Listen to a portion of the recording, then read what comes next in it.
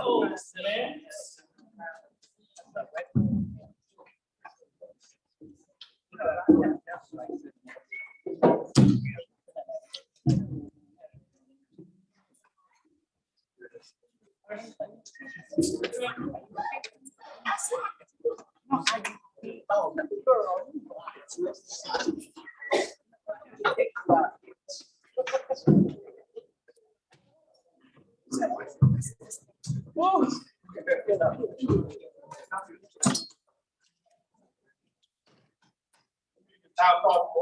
Roll call, please, Madam Clerk.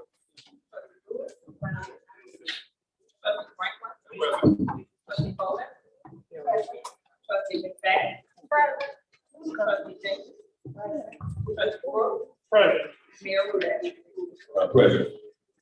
Pledge of allegiance, please.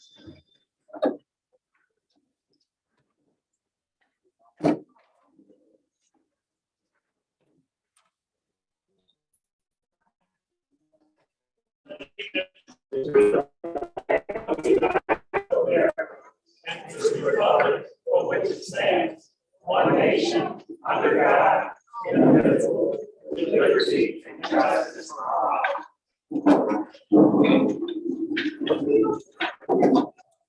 There are motions for approval of the minutes.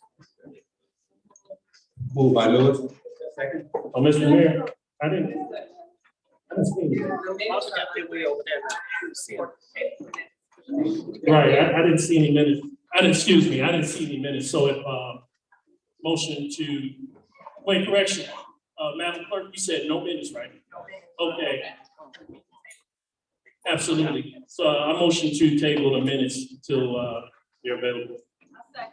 Second by McFadden. Roll call, Madam Clerk. Both sides. Trustee Franklin. Both sides. Trustee Bowman. Both sides. Trustee McFadden. Both sides. Trustee Jenkins. Both sides. Trustee Brooks. Both sides. Mayor Woods. Both sides table the minutes. All right, before we go into our general public comments, we're gonna have a presentation by Trustee Franklin of the University Park Line. Trustee Franklin. So I want to call up BJ and Jada Boston, come up front.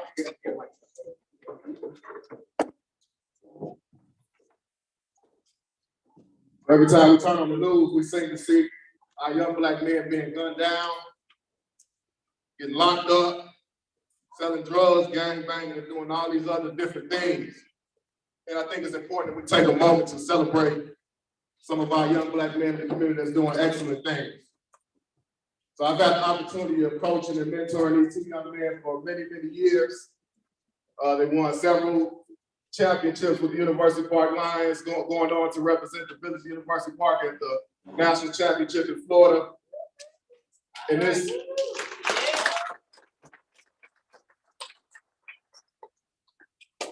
in 2017, we came to a board meeting before I was an elected official, and they all brought their report cards. And everybody on the team had 3.0s or better, and these young men were a part of that team as well. This past weekend, these young men had the honor and the pleasure of winning the Illinois High School Football State Championship with the Mount Carmel Caravans.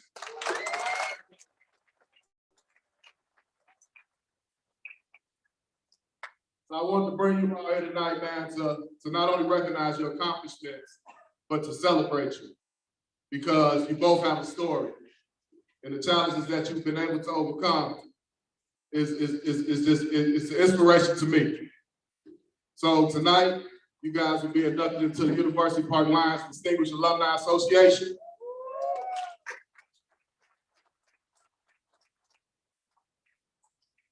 And you join the long list of distinguished alumni that includes educators, lawyers, doctors, NFL players, and actually right now, the #1 wide receiver in Division I FCS football is Giant Joshua Tomas, who's also the University Park alumni, University Park Lions alumni.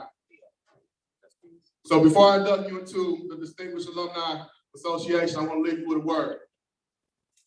As you become more successful, the most important thing that I've learned in life is with success comes hate. And what you'll find is that some people will hate you just because so many people love you. And I want you to understand, don't let that hate deter you. Don't let that hate sidetrack you. Learn how to use that hate as motivation.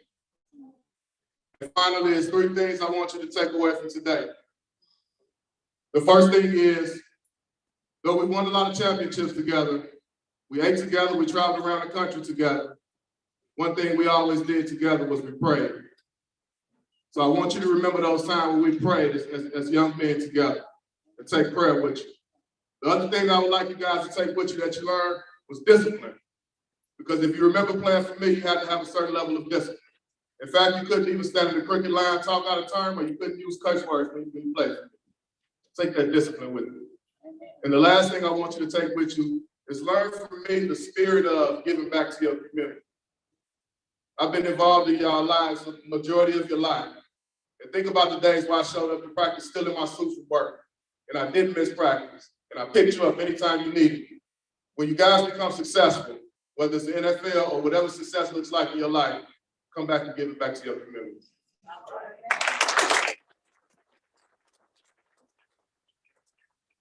On this day, I would like to welcome you guys into the Distinguished Alumni Association.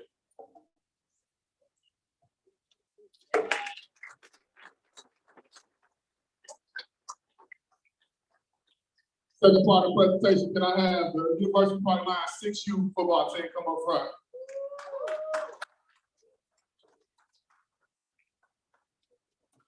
This is your 2022 University Park Lions 8U Super Bowl championship team.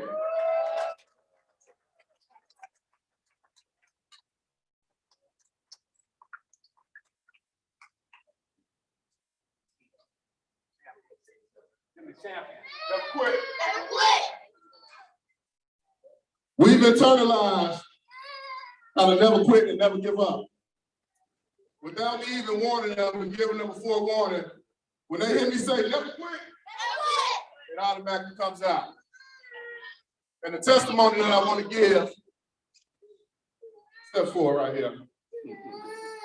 I got a phone call from his mom, and she said, he got up in front of his class and told his classroom to never quit and to never give up.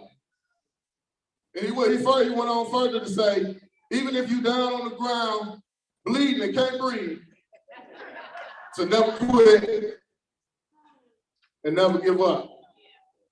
Step back in line. So I want to say to these young men who are the future of our community, the future of the program, the Village University Park is extremely proud of you.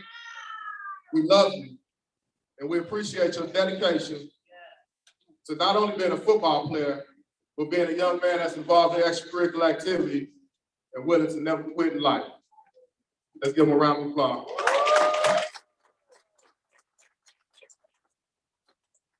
So this Saturday at their banquet, each young man will receive their trophies, they'll receive their medals, they'll also receive a special gift that they don't know about in recognition of winning the championship this year.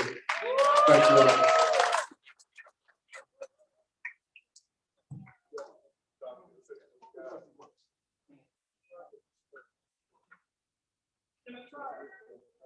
Go ahead, try. Never quit. Never quit. I love that. Now let's go. Watch this go. Everybody face this way. Oh, man. Everybody face forward. Discipline. At the young age. It's bigger than football. It's bigger than athletics. These young men will grow up to be successful because the discipline is being instilled in them at 4, 5, or 6 years old. Step on up.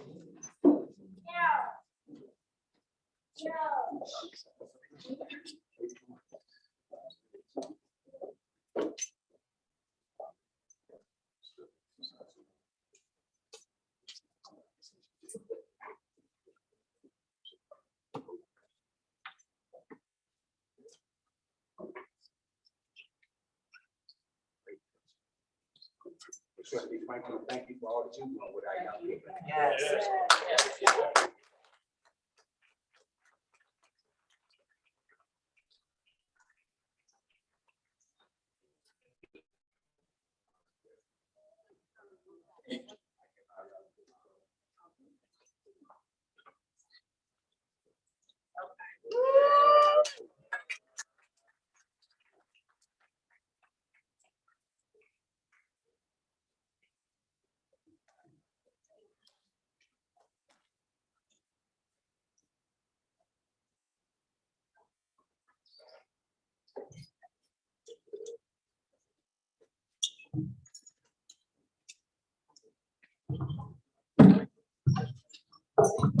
Before we leave, I would just want to Hazel Crest, Mayor Bernard, Mayor Alsbury, Hazel Crest, thank you for stopping by, Mayor.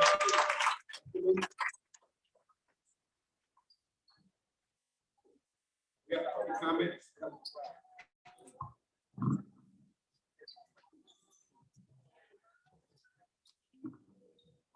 Are there any public comments tonight? I'm sure there are.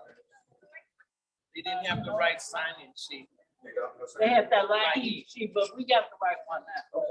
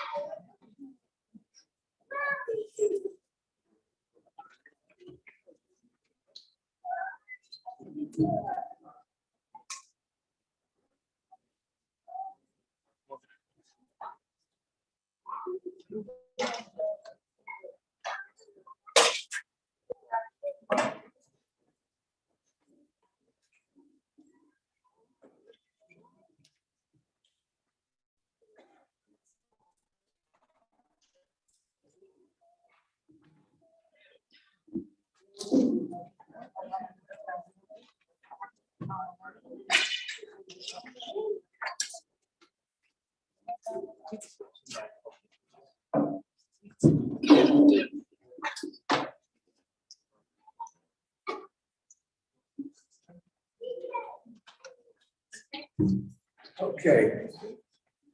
Thank you for your patience, everyone. Before we go into our public comments, there's a letter. First of all, I want to let everyone know that's here that there was a forum recently held at First Baptist Church, and it's regarding aqua water. There's a letter that was designated, that was designed by the church. We're asking all the residents to sign it. So if the residents here have not had an opportunity to sign this letter, there'll be some passed out. And if you want to leave it tonight, you'll get it back on. We're sure that Reverend Williams, get the letter on Sunday. Okey doke. Okey doke. Joe Thompson, good to see you. Come on up, Ms. Thompson. You have 3 minutes to start.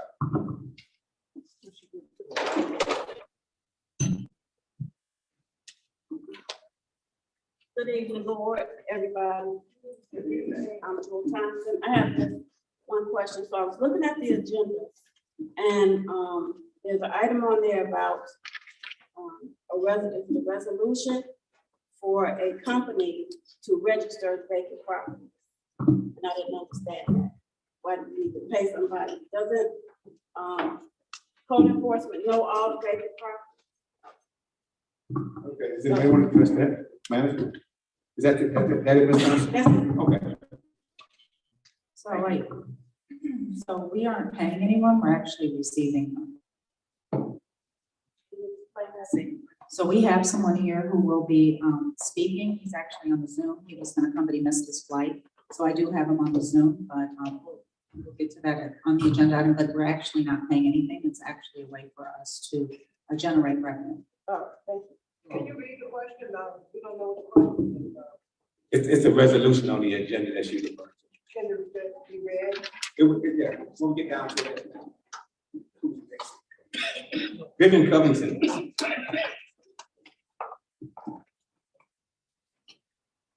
Good evening, everyone. My name is Vivian Covington. I have a question regarding, this mic is used, I didn't spray it, but anyway, A question I have, where's our treasurer? He's not here tonight.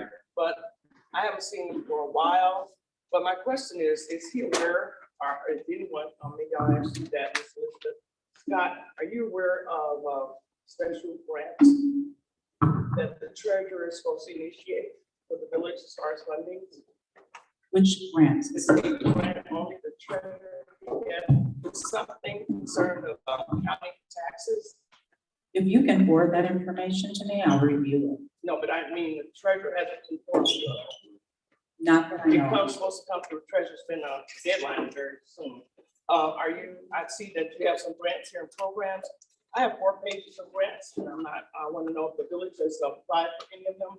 One is due by December 6th of the Thrifting Community Program. Another one, the Tribal Transportation Program Safety Funds, is due January 15th. Department of Housing and Urban is due December 6th. Another one, Choice Neighborhood Implementation Grant Program is due January 11th. Another one, Fair Housing Initiative Program is due December 6th. Another one, the Self-Help Homeowners Opportunity Program is due January 23rd. Hope 6 Main Program is due January 31st. Target Grant Program is due December 8th. And I was wondering, I see you have a lot of programs here, but I don't see any of these listed. And I was wondering, So we are in the process.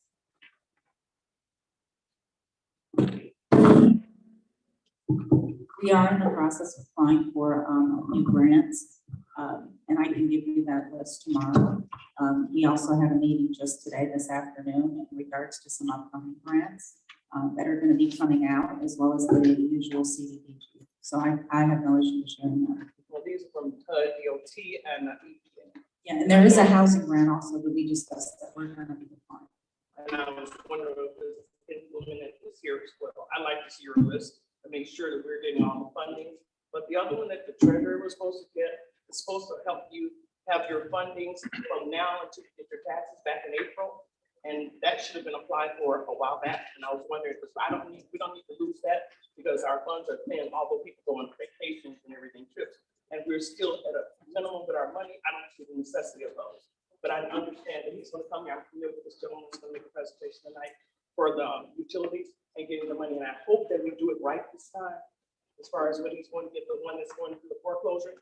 So he's not presenting, and that's a different, that's the utility is a different program. Yes, ma'am. Okay, I hope we do that right this time. Thank you Okay, very much thank for your you. time. Can you share that list with me, please? Sure. Ms. Covington, thank you.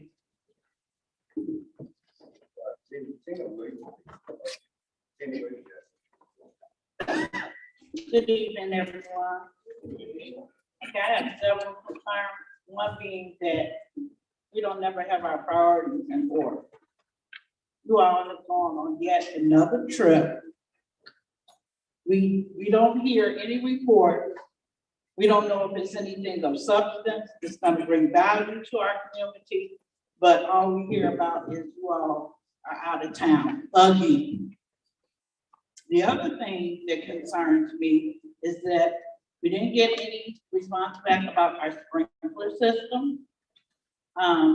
I know Ms. Scott told me she was going to do something with the American Rescue Plan. I like to know what, because the winter months are here now and people are going to have high gas bills, water bills, etc., and they need help.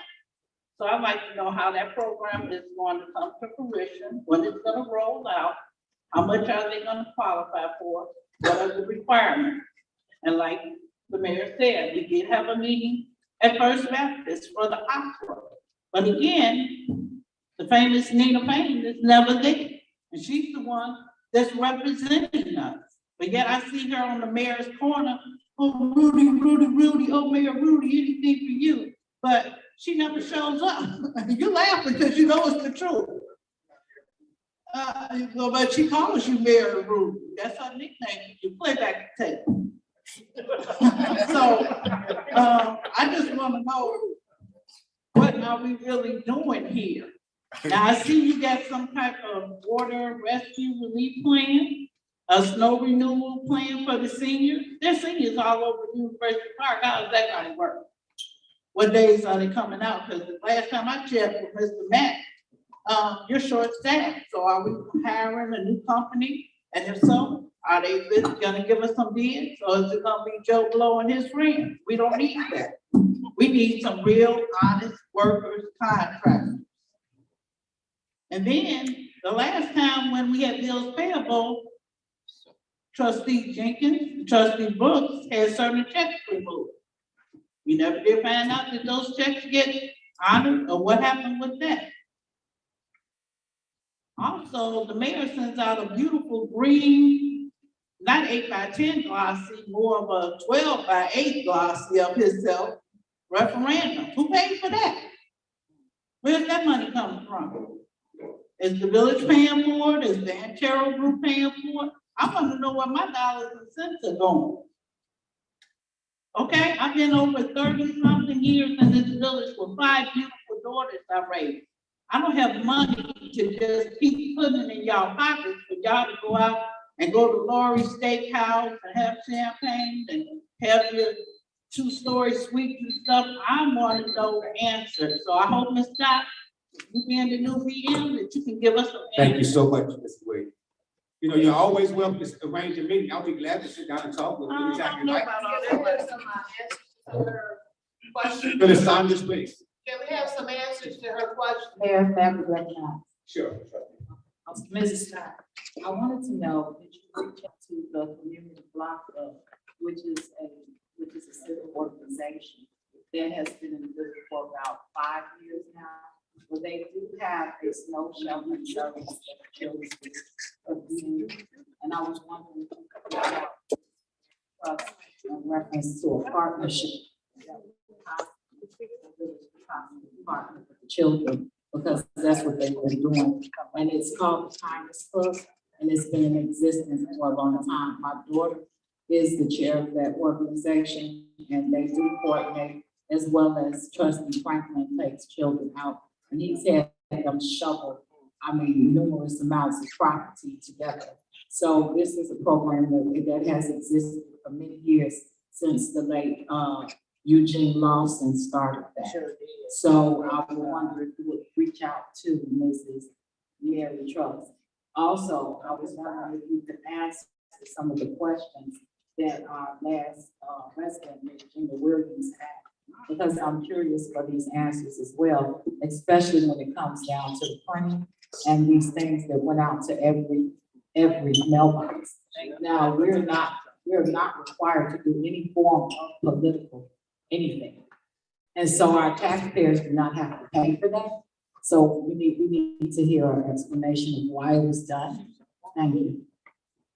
Okay. We need to hear the next. Phyllis Saunders, please. She just asked a question. We need to ask, she just asked. Mrs. Morgan, stop yelling out in this meeting. That's Okay, enough. but let's do this senior right. We're gonna go right without it. I'm not gonna continue to yell out in these meetings. Hey, look, answer the question.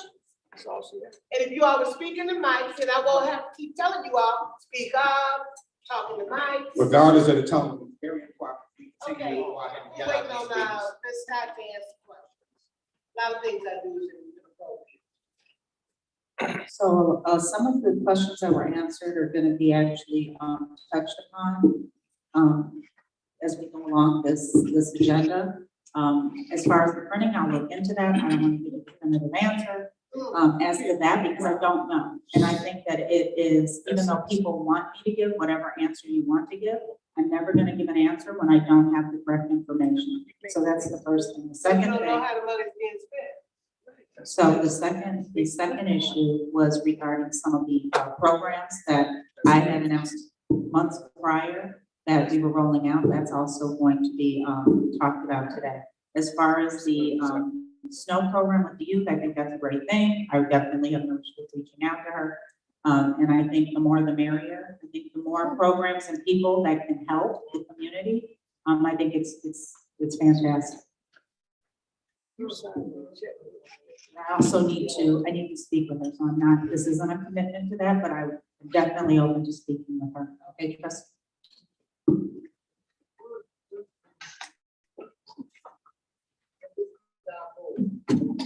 Hello, everyone. I'm Phyllis Saunders. I'm here representing the Community Block Club of University Park.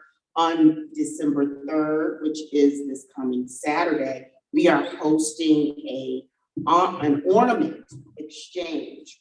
Bring a wrapped ornament and receive one in exchange, and it will be at our library from 12 to 2 p.m. and refreshments will be served. This is the kickoff to our holiday decorating contest, which will run from December 4th, the Sunday, through December 18th. And first and second prizes will be awarded in the amounts of $100 and $75 respectively. Okay, and it's only for homes and no businesses, homes, individuals, no businesses though. So we will be judging decorating. Thank you. Thank you so much, Mrs. Saunders. Sinclair Bell.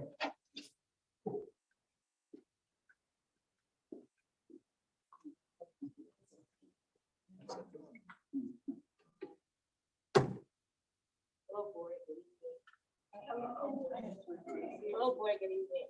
You have to take the mask down. Hello, board, good evening. And my okay.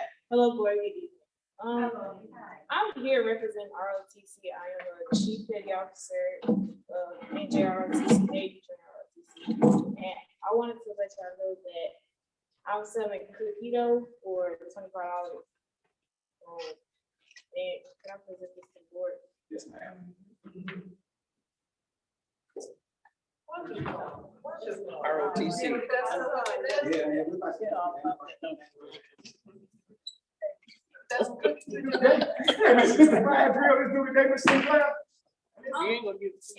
It's due tomorrow at 7:15 a.m. I do take cash and card. So it supports me with my funds and helps me with ROTC. I just turned my son in. Let me see it.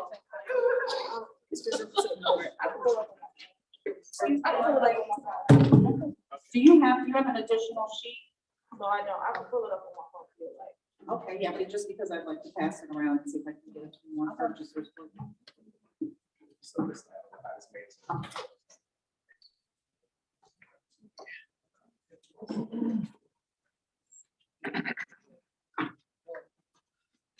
Is there an agenda for it?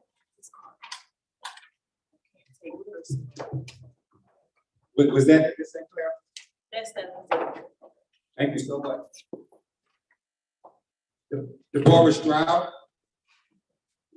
Is there a Stroud?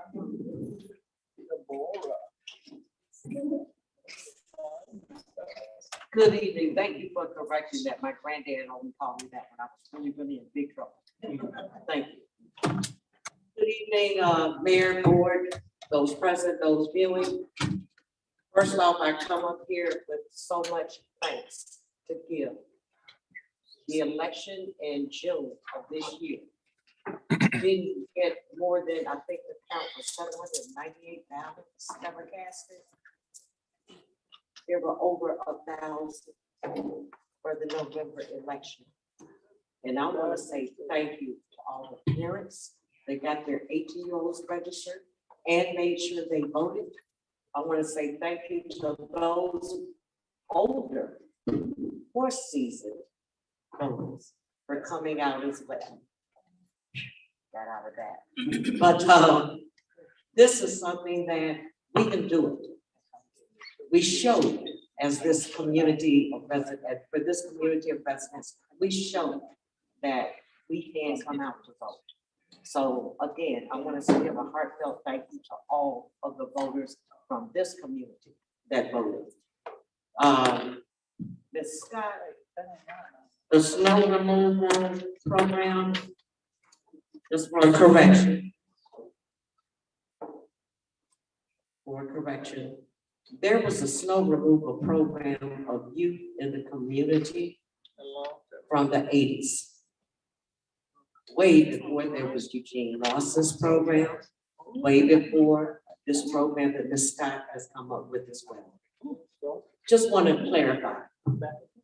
So, Ms. Scott, is this at a cost to seniors? And if so, what is the cost? No, ma'am, it's free. Thank you. That is similar to the one we did the 80s. Thank you so much. Everybody, I hope you had a safe, happy Thanksgiving. Oh, Mayor, I do have boards that I'm not even touching it this time. I do have boards to pass that letter out that you spoke about. For those in the audience that could not attend Monday night at First Baptist.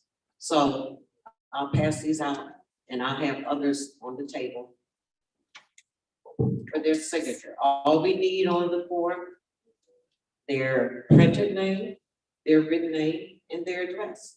Thank you so much. Everyone have a safe evening. Thank you so much, Ms. Stroud. Is that way of anybody getting the address? I'm just concerned about residents. giving- Okay, so new business item F2A, we're gonna make a motion to table this item. Presentation by Cleo Downs and F2A, the presentation by Cleo Downs. Okay, I motion to table until the cap. I mean, because it seems like, because it's that presentation. yeah. Yeah. Okay. We can get a second. Roll call, Madam Clerk. This is the table.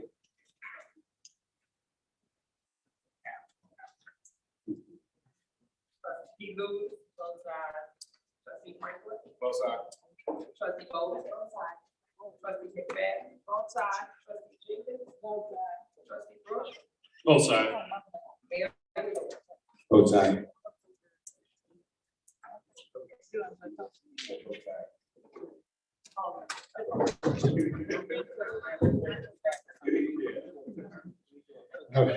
All right, item FB, a resolution approving and authorizing the execution of a professional services agreement by and between the Village of University Park and Local Government LLC and Milberg, Bryson, Coleman, Phillips, Grossman, PLLC, vacant property register.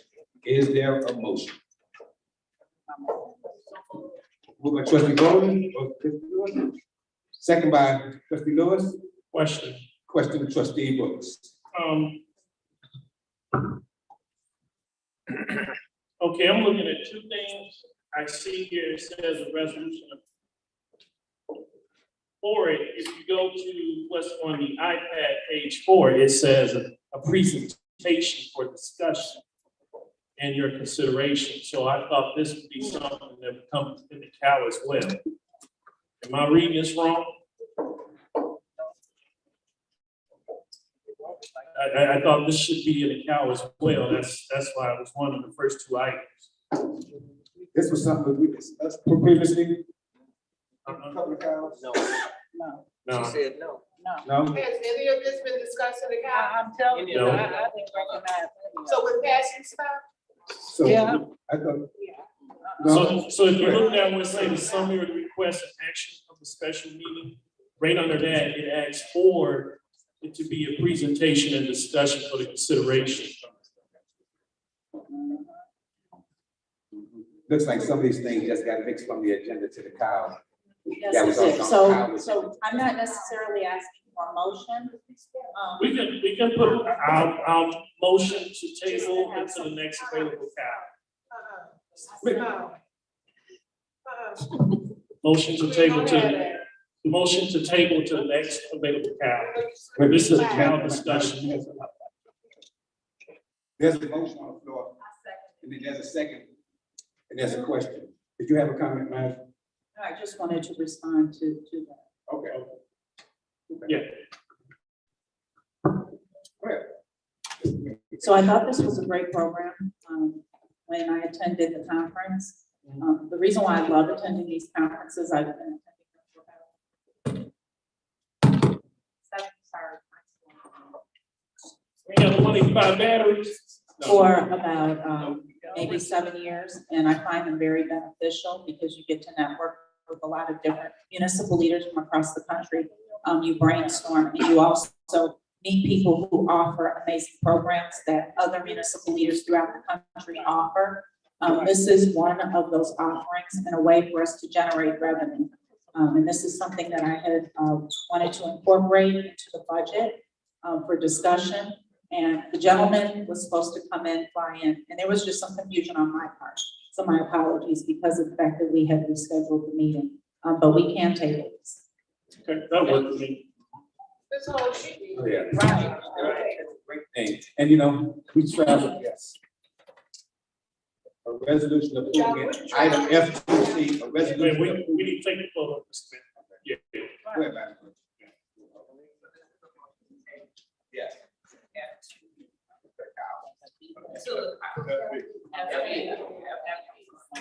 F what? B. Are you saying B is a dog? B is a boy.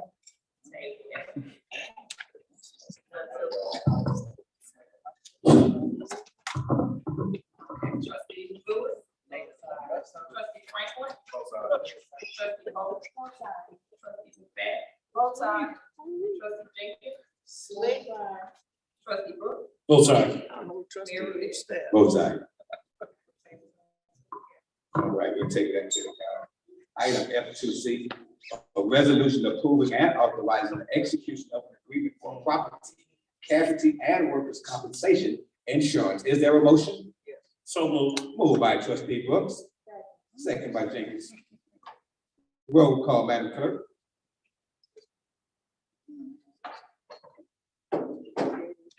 Has this been discussed? Yes. Trustee Lewis. Both sides. Trustee Franklin. Both sides. Trustee Holt. Trustee McFadden. Both sides. Trustee Jenkins. Both sides. Trustee Brooks. Both sides. Mayor Rivera. Both sides. Thank you, Cliff. All right, you sure one? All right. F2B, a resolution approving and authorizing the execution of an agreement for medical dental vision insurance benefits. Is there a motion? Moved by Lewis. Second by McFadden. I got a question. Mr. Mayor. Yes, sir. Okay, on this,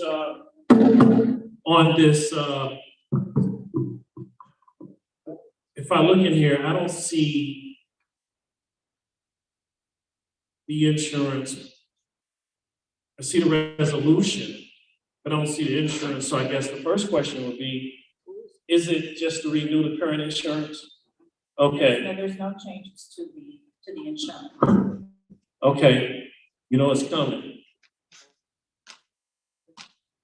3 times this year, employees, you weren't here yet. 3 times this year, our insurance was canceled. What are we gonna do? Because it's a sign, a very bad sign. This happened one time when I first got in, and one rule I had, insurance is number one that I better see paid.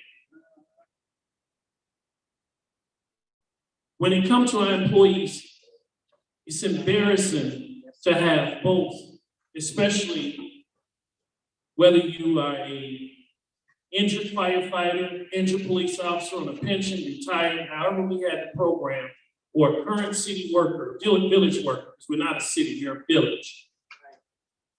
Go to the doctor and find out University Park hasn't paid their premium.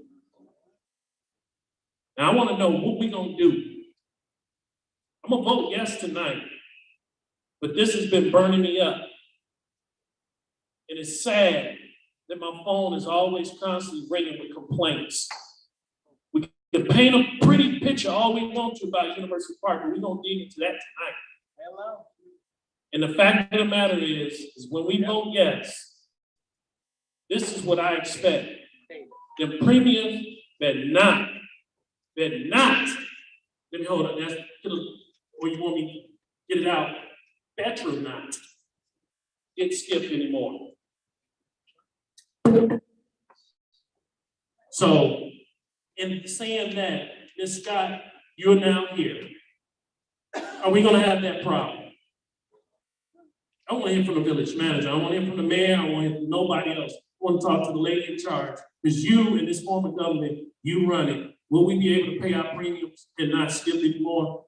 Because they will call. I do not anticipate on our premiums being waived moving forward. Thank you. Yes or no? No, I just want to say, Yes or no? I just don't want it to happen no more.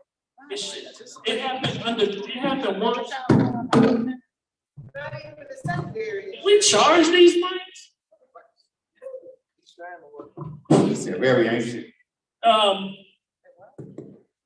It just, one time, it happened in 2017.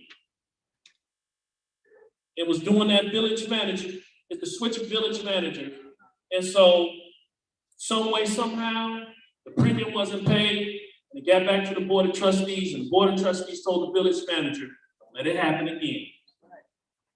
But the thing that burns me up is that people waited, because nobody likes to get involved in the politics up here on the board. And no one feels, and I feel we are in a place where some employees feel that they can come and tell about a situation that is very embarrassing. If I'm paying out of my money each month, I'm going hypothetical. I'm a University Park police officer. I'm working. I got me, my wife. We're all on the insurance policy. My wife goes to the doctor. I'm out here busting my butt with our 10 officers on the street, answering the 12-hour calls, 30-something calls a day. And she calls and said, babe, I don't have no insurance. I'm gonna be burning up. And this is the third time it happened? Now that's when the village has to step in and somebody needs something. And that's where we as a board step in and say, it better not happen again.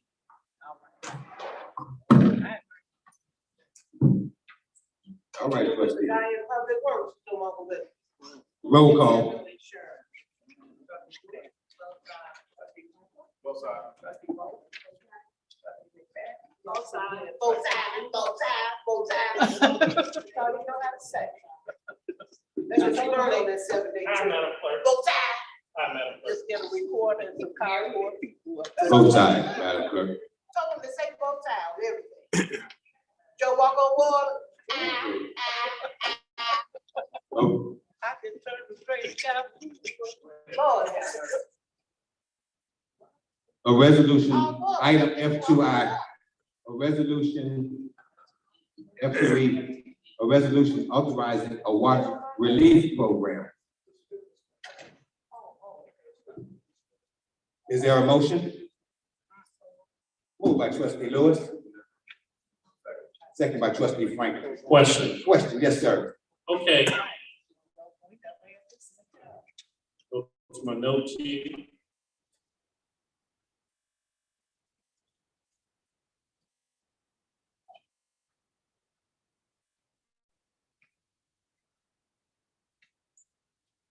I guess this will be directed, Madam Village Manager, is this your idea?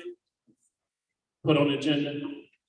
So the residents had, when I first got here, had complained, and Mayor had, and I had discussion as far as some of the issues with the aqua, the water bills. So this is something that we came up with. Okay, and I see this is becoming, I've seen it a couple times reading the packet. How did we come around with the number 150,000? And where are we getting this money from?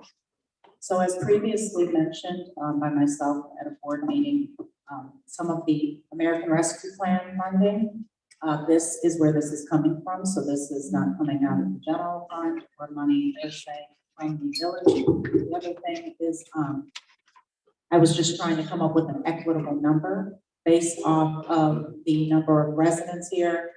This isn't the first time I've put together a program similar to this.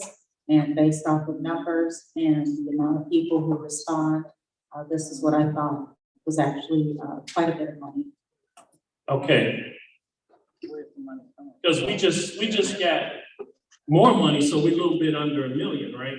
Right. From the American Rescue Plan. Did they send that second deposit? Yes, but it's not quite enough.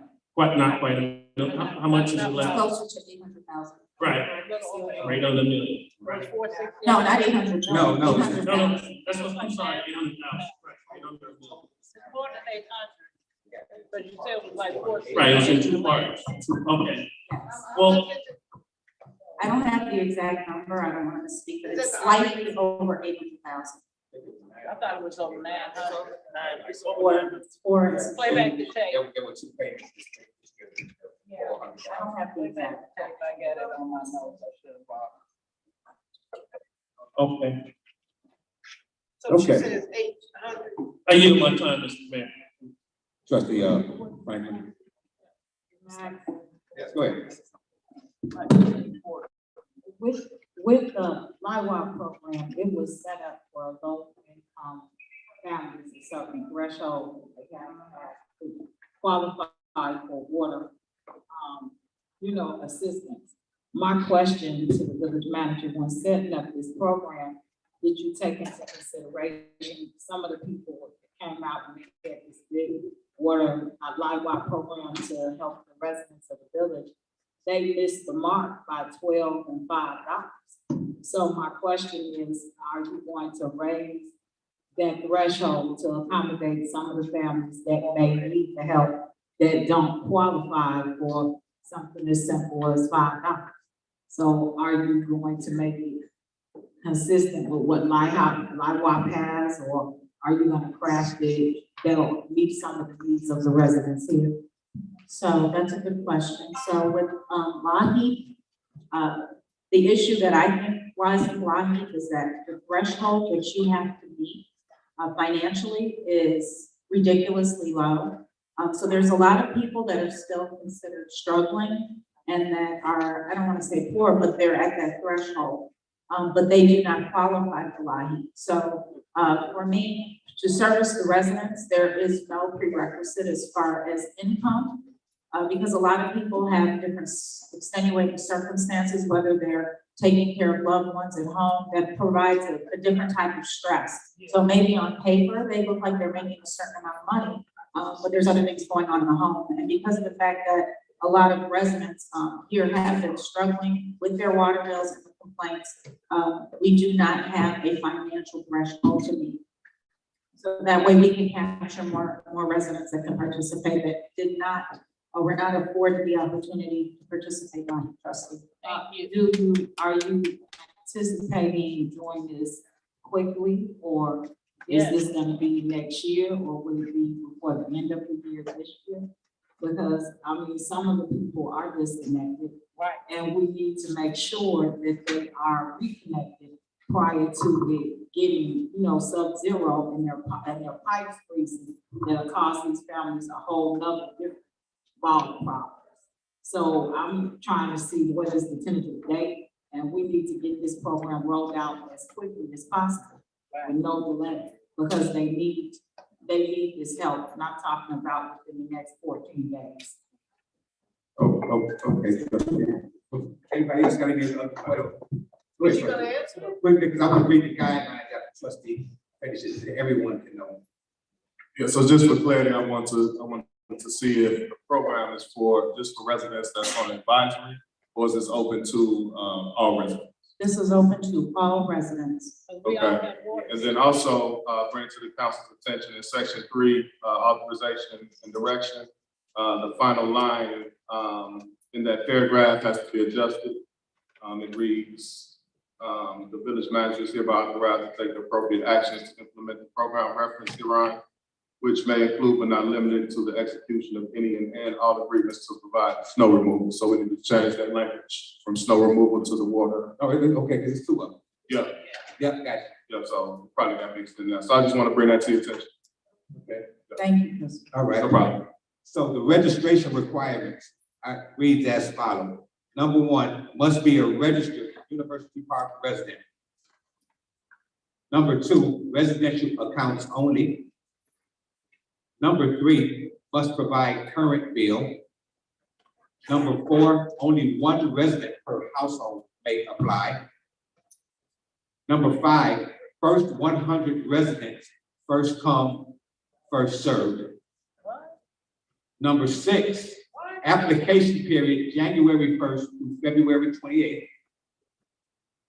$1,000 if your water service is currently disconnected off due to delinquent bill. Number 8, $500 if your water bill is delinquent.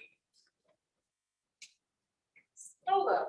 Roll call, Madam. Oh, Mr. Can Mayor, you read that again? Mr. Mayor. First 100 people. Okay, I'll read it again. Please, Ms. Letty, we're trying to be patient with you. Let's work together and just not let holler out. I'll recognize you. Just raise your hand up in a nice way, all right? Thank you so much.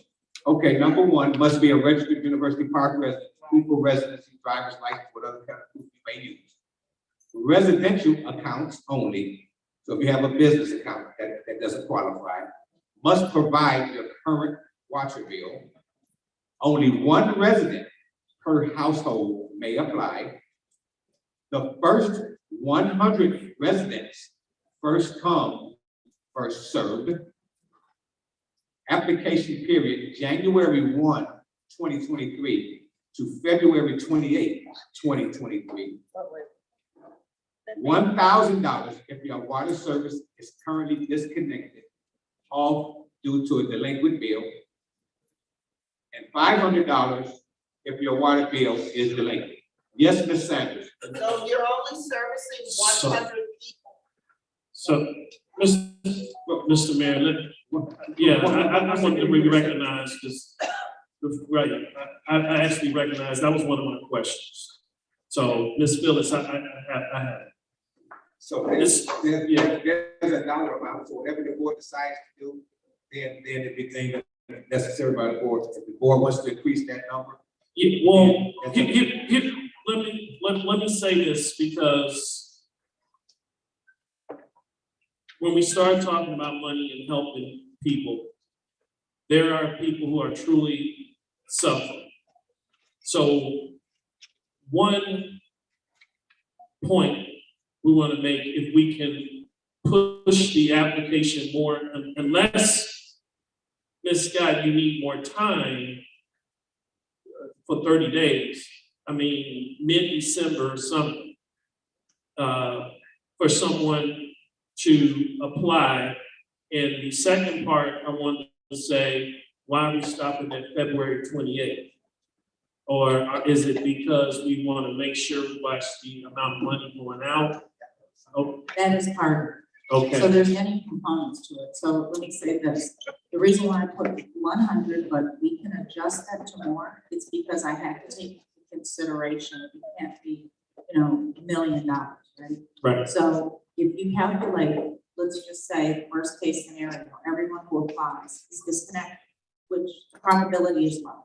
Right. If everyone who applies is disconnected, that's 1,000 times 100, that's $100,000. So with that being said, if there's several more people that are applying for the 500 mark, then we'll be able to extend it to more individuals. So it may look more like 200 people, but that all is predicated on the amount of money. So maybe it should have been, and this is why this is presented to the board for discussion. Maybe it can be adjusted to when the money is exhausted. That's my position. I did hear you one time say that we were going to use American Rescue Plan for payroll one time. Am I correct? And we did use some of that. Okay. And that's for the lean month, which is now. Well, we have some very lean months. Very, very, very lean months. You ask me, from my experience, this is year number 6 for me. And we done lost plenty of weight in this month. Board, I just want to say, this is just my opinion, if we have it, but, we're not looking at the bank account. But I know someone on this board that witnessed somebody in this village water being turned off, or someone has complained. Trustee Lewis, I'm sure you done got the complaint since you're on the aqua, because I had quite a few, Ms. Lewis and the mayor at the time. I busted about a $600 bill right behind me, and it's only a one person in the house, and they're saying it's impossible for this woman to be in her 70s to run up 1 month a $600 bill. It's impossible. So, Our seniors, So trustee Brooks. carrying that water, our But ma'am, seniors. please, Yes. Ms. Hill, please stop. Hollering out in the meetings, please. I'm just saying, nobody's talking about the water, but everybody running an election up in here.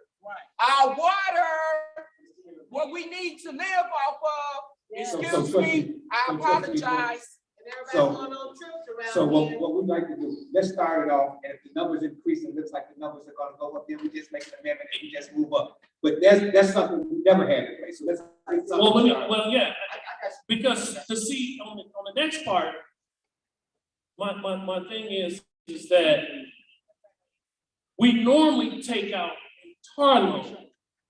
Like I've been telling you since 2019, not use money from the American Rescue Plan. Let's be real about this. We did a 3.5 million, so I'm just saying, we gotta do that, but use the American Rescue Plan exhausted for situations like this. That's just my opinion, but I agree, I would like to see it increase, but let's be real about our financial. If the government is gonna give us money, use the American Rescue Plan, especially for something like this, because it's too many. The reason why it's making me mad, I just seen somebody next door get their water turned off. And it's nothing I can do. It's terrible. And this is a situation where it's something I can do something about by voting yes. I think it's a great program. I know people want to nitpick the program to death, but it's something that hasn't been provided before the community. And we can adjust it. I think it's a great opportunity to provide relief, especially before the holidays. Yeah. And we got a couple of questions. No one, wants to be stuck with drinking aqua water. That's a whole different ballgame. My question is that the people has to be $1,000 in debt for the water to be paid, and $500 for it to be cut off. No. How long it's gonna take for the bills to get paid once they're applied? No. Because it's winter time now. The money will be sent directly to the industry. And no, they don't have to be $1,000. They'll get $1,000 toward their bill if it's cut off or if the next something, or the $500. Not, yeah. We gonna pay it on time. Yeah. Okay. Because they'll work. So these are not set amounts, it's just based off if they have a bill. So Yes. do you have to be behind on your bill? Yes, Yes. we want to have people that are delinquent. Yes. And you know what? And let the demand drive the numbers up. If the demand says that we need to add more people there, there's not a person on this board that will disagree, because we all about service. Yeah. Yes, Ms. Hill. Yes, I would like to know, is this a CETA program? Is this White House? No, this is separate. This is what Aqua is providing? No, this is the Village of University Parks Initiative. For the government. From the government. This This is is ours. from Biden. Oh, for Biden. This is a good thing. Okay, about time. All right, thank you. Okay, you get a roll call, Madam Clerk. Roll call, Madam Clerk. Let's get the program started. You know, Both sides.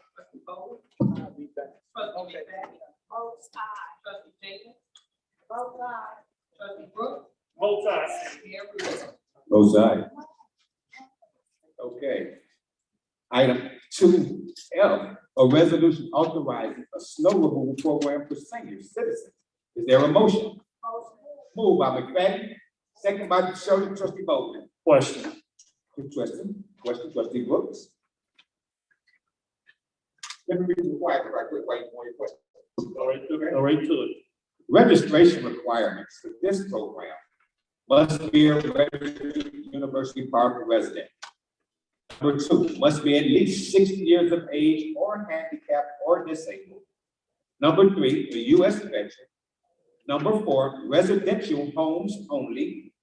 Number 5, 1 snow plow service per month for snow at least 2 inches. Number 6, snow remediation includes walkway leading up to front door, driveway and sidewalk directly in front of home only. Again, this is a new initiative that we've never had before. If it has kinks in it, we apologize, but this is the way we initiate, start something. Trustee Brooks, then I'll go to the general public. Okay.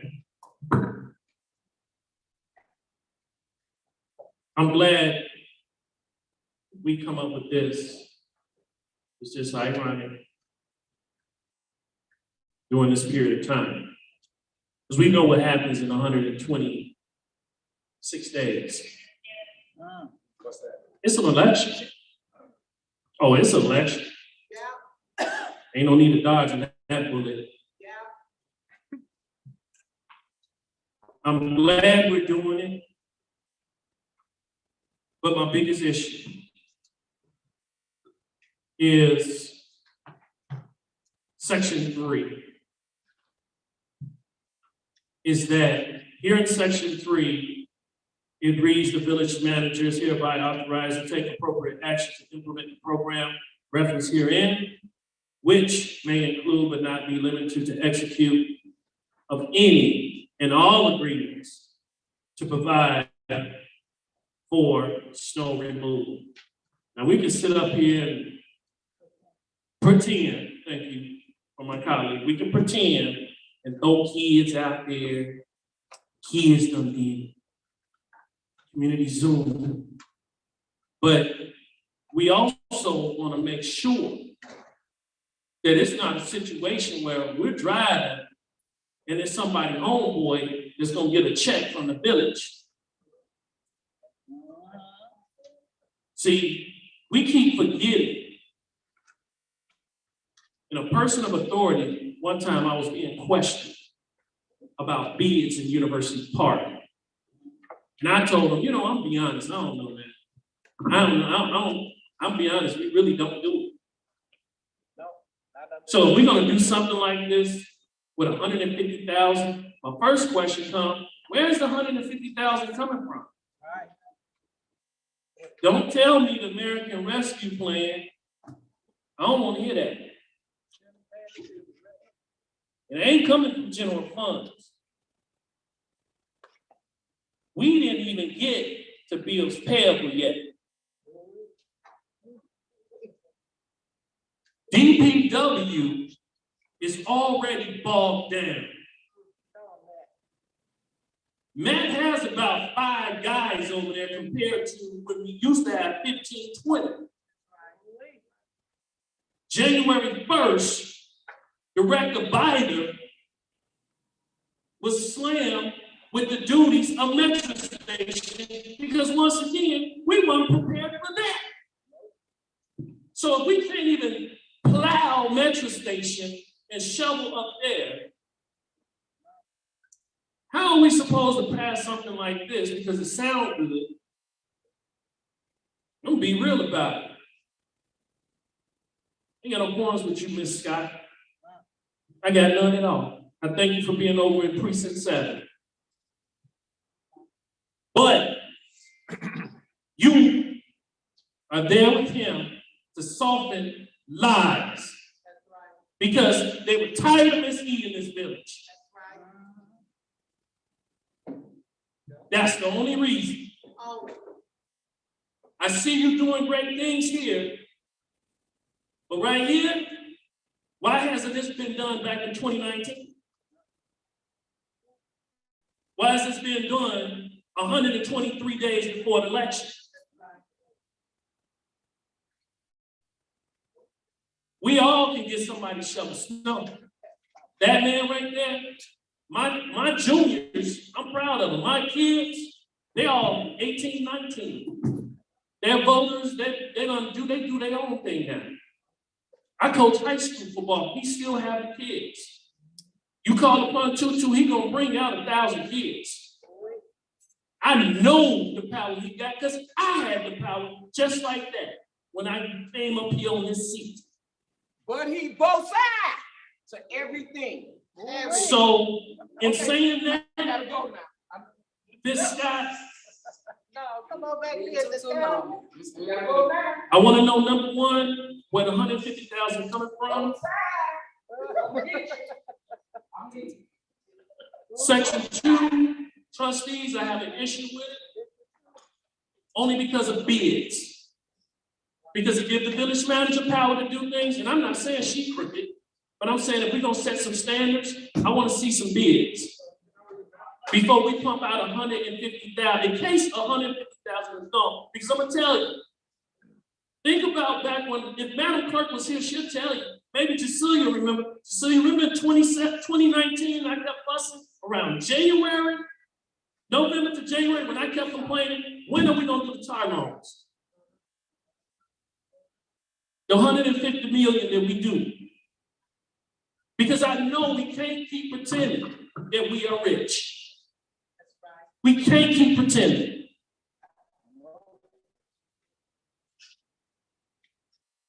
So if you can answer those two questions for me, Ms. Scott. Yes, trustee. So I can't answer what happened prior to me getting here. You're going to see a lot of things happen now. That's going to come out of my office, but I can tell you this. It's not $150,000. I also thought that we already use, if you would like, so the total program for both is $150,000. Let me just kind of be clear. So if that's a typo, we can adjust that. But it is $100,000 for the water program, and I set aside $50,000 for the snow removal. Let me say this: it's for both. So that's put in there. It may not be as the language, but it was for both programs. Let me also say this: we can put out a bid. The gentleman's here who is going to be contracted to do the work. If you would like to get a bid, it's $25 per home that he volunteered to do that for.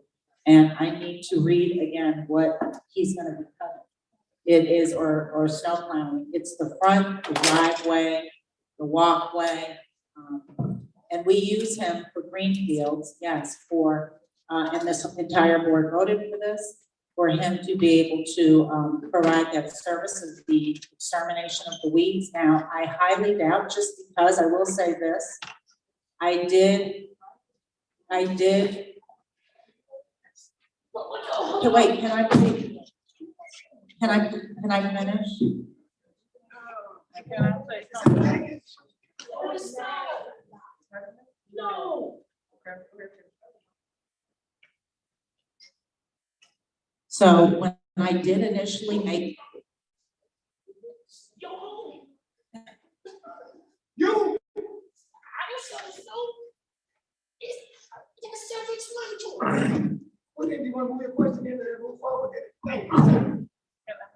Let me say this. At $25, so let me also say this: I called some snow. I did call some snow plowing companies, and it was more than $25. But I can definitely put out the RFP if you like, and we can. It'll push it back. Okay, here what I have a problem with this, because I was going to make a statement of this. I don't know what Costado is. The camera pointed this way. Jim, you go back and you can tell Costado. I don't know what he put in this black and white, but tonight it's all type of fouls in here. Yes, it is. I just didn't say nothing. He has the village of Bellwood up here again, where he get his check from. So to learn who we will be having it with, that was important. That was vital information. And it was vital. That man take care of it. He don't charge us for spraying for weeds. And then I'm hearing 150,000 for the water and that's why I say it don't sound right. If it stink, it's a skunk. Don't tell me it's fly. It's a skunk, and it says right here, 150 for the water relief program. I don't know. Did you have a agenda meeting while you was on trip? Because he messed up. Because he done messed up tonight. He is totally, we shouldn't even pay him for this meeting. But we'll pay you, Jim. But we shouldn't pay him for what Costado has in here for Bellwood. If you want me to go find it, I'll find it. I'm finding all type of errors in here, if that's the case. Look and listen. I yield my time. No, you know what? No, I don't. No, I don't. I just got one more thing to say. And then I'll be done. Because I got it on here in exclamation marks. I don't know if Mr. Costado says this, and and this is directed trustees. I want us to pay attention to this. Everything is a damn resolution. And what makes me mad when I see that word is Carvana. Because we never, ever, ever come to the table first, like we should. And that's the purpose of us passing the cow back in my first 2 years here. Madam Clerk said, it's much easier. I would like us to see for a chance. We put everything in the cow. And then we can do this type of discussion in the cow, because everybody else that has a consensus regular meeting, they are in and out. Riverdale, Dalton, Lansing, everybody, the citizens come to the mic, they say what they gotta say, the board say what they gotta say, and they out of here. This is a regular scheduled board meeting, and we shouldn't even be in here like this. And to be honest, I'm sick of the word resolution with him. I have a beef with him. I yield my time. Okay.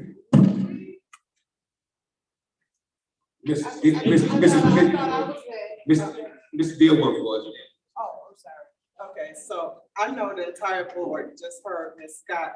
Y'all just voted on a water program resolution for $150,000. Sure did. Sure did. And then right after that, she just said no. Right. 50,000 of it is for the No, snow revive. removal. I know all y'all trustees heard it. Everybody out there was, we had a whole discussion, and she was saying 100,000, 100, 4,000, that's 100,000 right there, and then the other 50 we're gonna use for others. You just said that. Yeah, Why would you now say that it's 100,000? No, it's 100, it's so the entire. No, I understand what you're saying saying now. Right, but I'm You finished. voted on I didn't hold on, I didn't finish talking. But I'm saying, I know every last one of you all up there heard that. Yes. And the audience heard that. It was Yes. for 150,000 for the water program. No, ma'am, because so Yes, ma'am. Ms. Gilbert, follow me with this. No, I don't. have If I to said follow if this. every single resident's water was cut off, the reason why I said 100 residents, because 100 times 1,000 is $100,000. You were giving that as an example. So Trustee let me Lewis, say this. Trustee Lewis, Trustee What did Franklin, what Trustee did y'all Bowden, hear? Trustee McFadden, Didn't y'all Trustee just vote Jenkins, for and 100? Trustee Brooks. Did you all not vote for a resolution for 150,000? Yes or no? Y'all vote aye. They any all other voted time? yes, they all shook their head yes. Okay, so you're gonna have to change that. to 50 Mayor, may I be for the- recognized? They all said, they shaking their head yes. Yeah.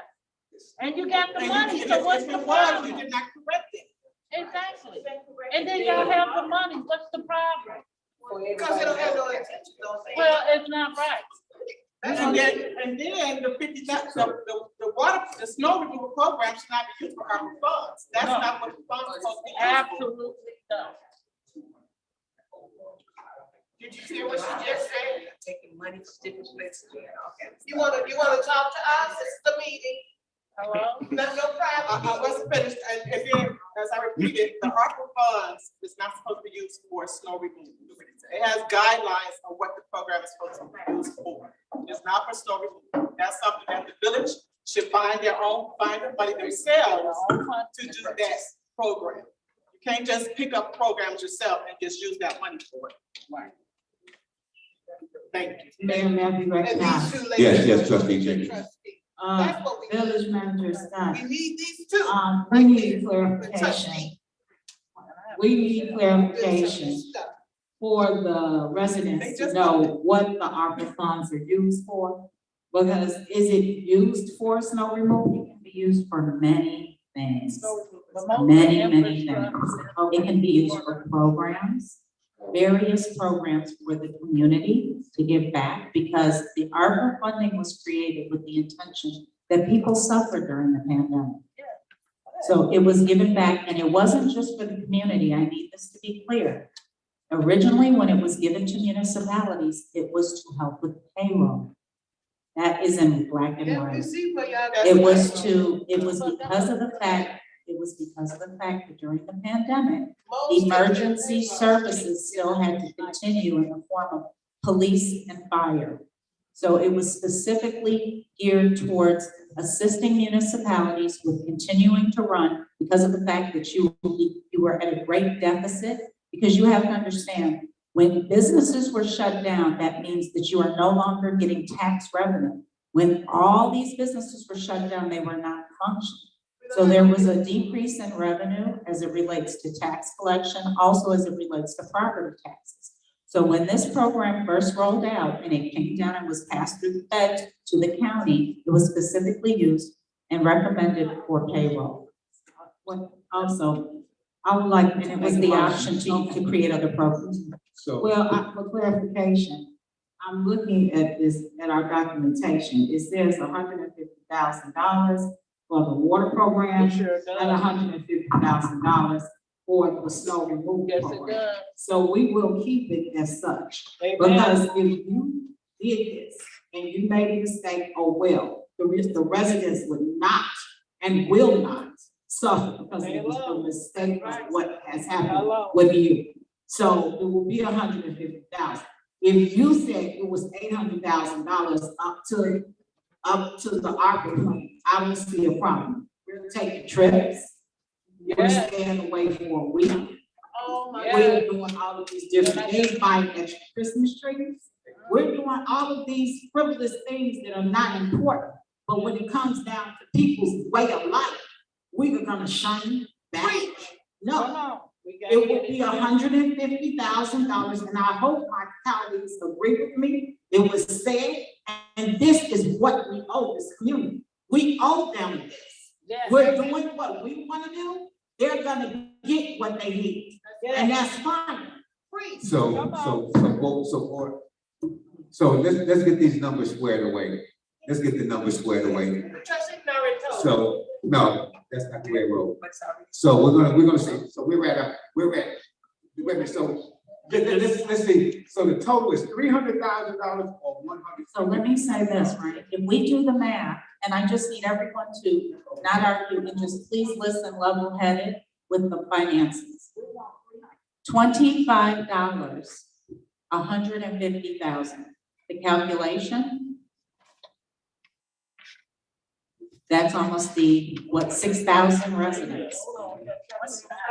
That's 6,000, did the calculation, but, and the like, so that's why it was a typo, and the majority of the money went to the water relief program, and this is to benefit the seniors, but if you would like to allocate that, but come February 28th, Well, you can do that. I would just, well, maybe just cap it at a certain cap. And whatever thing necessary, whatever the demand is, if the demand is more for water, snow plowing, then be the demand. Let's help the people out any way we can. And we can always come back and amend things if they ain't necessary. If the demand says, wow, we got 100 already in the first week, then we'll come back and say, hey, we can add more people and more finance. Right. But what the manager is saying also, like you said, I think it's a fantastic thing that we did not have to go into the TIF and borrow money. I think that's a good thing for the time, yes. And I understand what you're saying. Right. Yeah, so if we said 150, let's be honest, we don't really know the forecast yet. Right. We don't know the forecast yet. But then now understanding the circumstance of who's doing it and how he charges us. 150 for the water, 150 when it dealt with him. With the business. Him, not your homeboy. Right. Because I told you I have a problem with section 3. PTL. It should be PTL, it should not be somebody, shouldn't be somebody friend out there getting paid outside of him. That's my point. So for 150, my point is, so what's that? Let me just check, because I got good ears, I wrote it, you said it's about 800, but what I'm saying is that if that's 300 that we're budgeting for this situation, we may not spend over, we may not even reach that mark. But you come back to the board, which that's what you do, come to the board and say, we need up, whether it's water or the snow.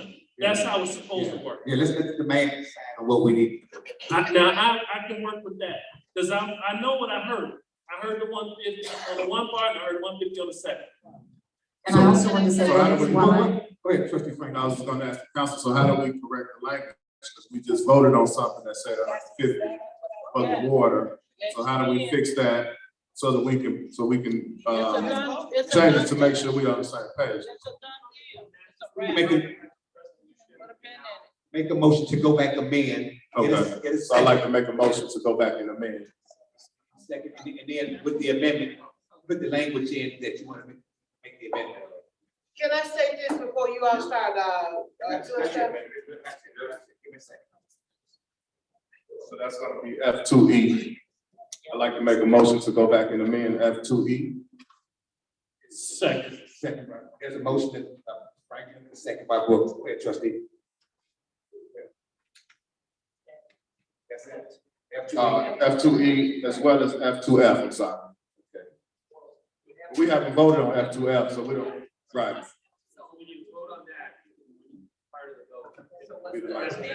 Okay. So we want to correct the language to F2. F2E. It is section 2.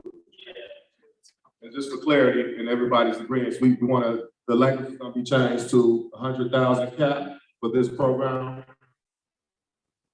No, it's 150 for the So water. it's gonna be 150 for each. 150 for each, Yes. for 300 total. Right. Gotcha.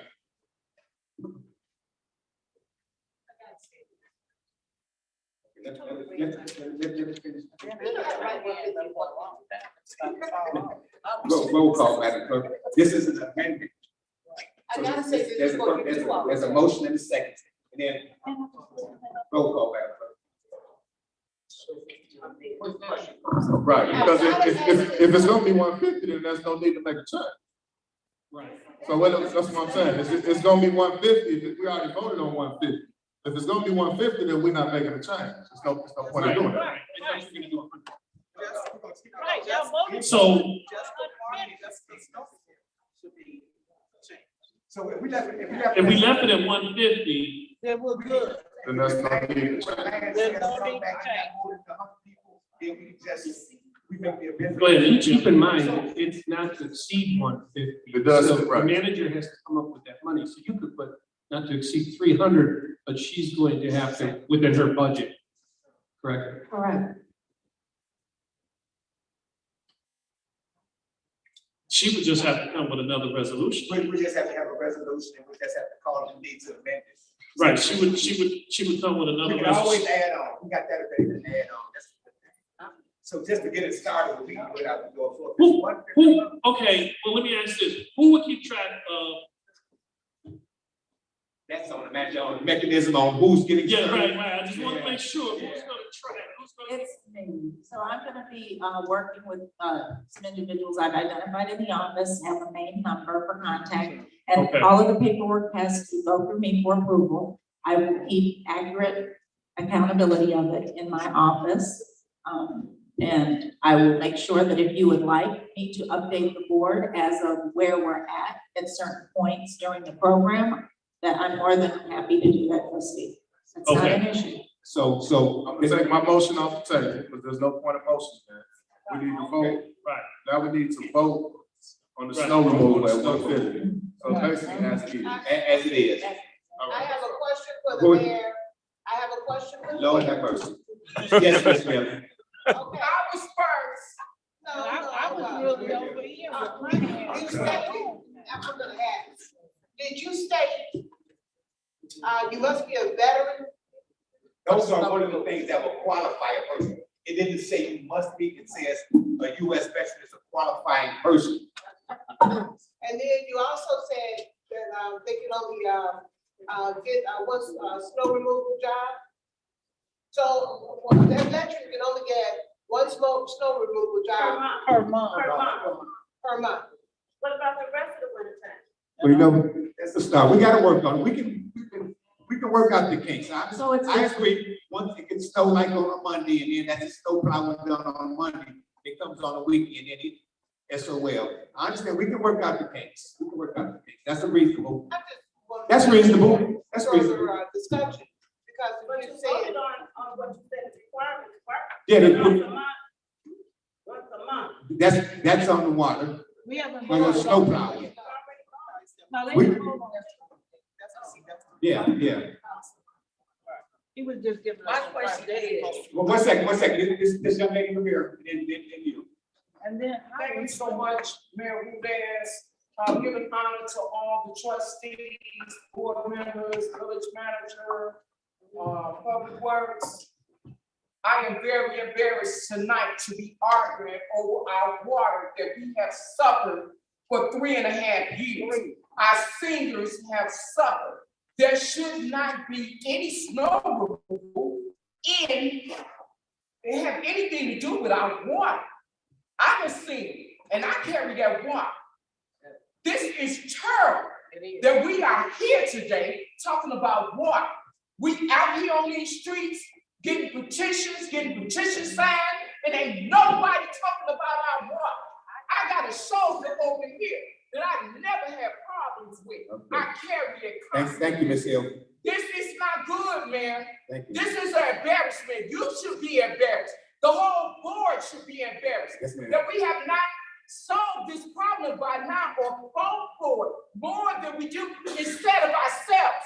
You guys Thank are you. promoting yourselves and not our water. Thank you so much, Another one Ms. Hill. ingredient that we need to live by. Sun, moon, earth, planets, water. My question is, That's terrible. who's gonna be over the approval of the snow Sure. removal? Is you also, village manager, gonna be over that also? Yes, ma'am. And so Just you keep are this What track. removal we have to do with our water? People getting their water disconnected. All that money should go to our people with our water. One Ms. thing has Williams, nothing go to ahead. do with the other. Well, I was going to the website for the American Rescue Plan, and one of the first things that said public health. So that is one of the main things that those funds are available for. Also, when you mention this snow program, I live in a cul-de-sac, we have an association. They don't always do what they need to do. So I want to know, would I qualify to get my snow removed? Or is it excluding people who are in an association? No, ma'am, That's it goes right, to the HOAs. Okay. 'cause I wanna And make the purpose of this We don't get program that, is to really reach out to help the residents and to provide services that they've been lacking or haven't been getting. The purpose of these programs is not to disqualify people, to make it difficult for people. That's why there's no prerequisites. So as we go along, this is what happens with any pilot program. You have to work out kinks. It's like when you get the new iPhone, you have to work out kinks. So as we go along, if I see there's more needs of certain things, or if we need to increase, let's say we get an avalanche and there's, snow every 3 days. I'm just saying, if we get snow every 3 days, then we will adjust the program. I'm not gonna say, well, we're not gonna shovel your snow because you're. I bring it up because in the past, the village and the association go back and forth. They say that it's not their responsibility, the association says it's not theirs. And we're stuck with snow up to our necks. Okay. So I wanna make sure that y'all hear this, it's on tape. Yes, She Mr. said Chairman. we're not excluded, so I wanna make sure that. One more question about the snow removal. Previously, when you all snowed our streets, it was half done. The snow plows would push the snow dead in my driveway after I done shoveled my driveway. So is that gonna be different this year? And like on Wright Road and Gordon Terrace where I live, I noticed for the last 3 years, we haven't getting the snow removal and what we should do to get on our street. I don't know if something gets the old mayor, prior mayor, with you, Rudez, why we don't get the service we should get on that street now. But I just wanted to bring that to your attention. I appreciate that. They're not doing their job. They're putting all that snow back in my yard and don't come back. You're doing it in the middle of the street when it's the whole street that it should be blocked. So we've got a new here, and I'm quite sure he can answer your. Yeah, That is all. Yes. You go out there and bust your butt, 10 minutes later, you get a white curry, yeah. And Matt has had discussions, we have had discussions with that, and I also wanted to address something that was stated. We are short-staffed in Public Works. We are actually onboarding 2 new employees on Monday. So let me say this, we have it out, it's on Indeed, it's on IML, it's everywhere, it's on SSMMA, you can go on there and view it. When you have issues with snow plowing and things, one of the requirements that I'm asking when we hire people for Public Works is that they have a CDL. And that makes a difference, in my opinion. So we also did a thorough background check. And Ms. Cecilia's here, so it did take some time to do the background check. I'm not gonna interview people, hire them. We don't do a thorough background check and to check out their credentials and to make sure that they have the proper certifications that they're claiming, whether it's for air brakes, familiarity with the backhoe, the what do you call it? The stationary grass cutting lawnmower, but CDLs are important. So we do have 2 people, they start on Monday. So what do you have to do? Did you, put that out for, Counsel. hiring a CDL? No, because a lot of people in the community have CDLs. They work part-time or whatever. Give us a minute. Madam Clerk, roll call. For this, are we still on the snow? Okay, my last question, would be for council. City would not be, the village would not be liable for That's the thing, that's the liability. That's my last. That and the outside the homeowners association. That's what HOA means. Right. Can you give me a legal? Anytime you're doing a service, you're always going to potentially have some type of liability. Okay. Unless you have some indemnification agreement. So, yeah, but you are doing your, service as a municipality, trying to do a public service here. So, yeah, there's always that potential. There's no liability, but hire good people, do a good job, hopefully, that it's not going to be an issue. But anytime a police officer goes on a call, you've got a potential liability. Okay. Thank you. I yield my time, Mr. Mayor. last question. It's coming to Yes, the background. Yeah, it's like a minute. Where are you, who's doing your background check? Fact finder problem. She referred to Cecilia, and I just want to know, what is it that? that was your question? Yes, I said, who's doing our background check? So I'm wondering what's that about? Village manager. Yes, there's a motion and a second. Roll call, Madam Clerk. So ignore me, trustee Lewis. Trustee Franklin. Trustee Bowden. I don't like people just gestures and say. Both sides. Trustee Jenkins. One side. Trustee Brooks. Both sides. Mayor Rivera. Votes aye for a senior snow removal program for senior citizens. Item F2G, first reading and ordinance providing for the annual budget for the fiscal year commencing May 22, first and ending April 30, 23 for the village of University Park, Will and Cook counties. Is there a motion? Moved by trustee Bowden. Yes. Second. Annual budget. Yes, second. What's that? Something we ain't seen in a month or something. So test with the public. All right, trustee Bowden has a motion on the floor, no second. Okay. Looks like that's gonna fail. Item F2H, a resolution authorizing the submittal of an application for the Cook County Government Surplus Property Donation Program. Is there a motion? Moved by trustee Franklin, second. Second. All right. So again, Phil, Mr. Mayor, you know. once wait, again, Jeez. Exactly. Oh my goodness. no, well, I know it's relevant. Well, I'm just, once again, I'm scrolling through it, if someone can just give me a brief something on it. So I worked with Mr. Matthew Stacy, the Director of Public Works. This is a program through Cook County where they donate free equipment that's gently used. There is a process. A lot of all the municipalities are welcome to apply. So Mr. Stacy can expound on that.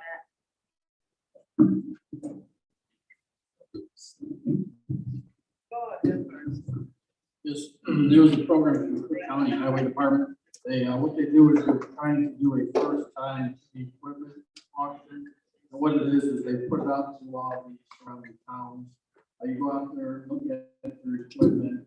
Like the manager said, it's their backup equipment that they're trying to get rid of because they're bringing in new equipment. I went out there to their yard, looked at some of the trucks to replace some of our bigger dump trucks that we had, the CDL ones. Big CDL. Okay. And they had some out there, so you were able to choose up to, pick up the 3 vehicles. I don't know if you're gonna get all of them, but they give you 3 choices.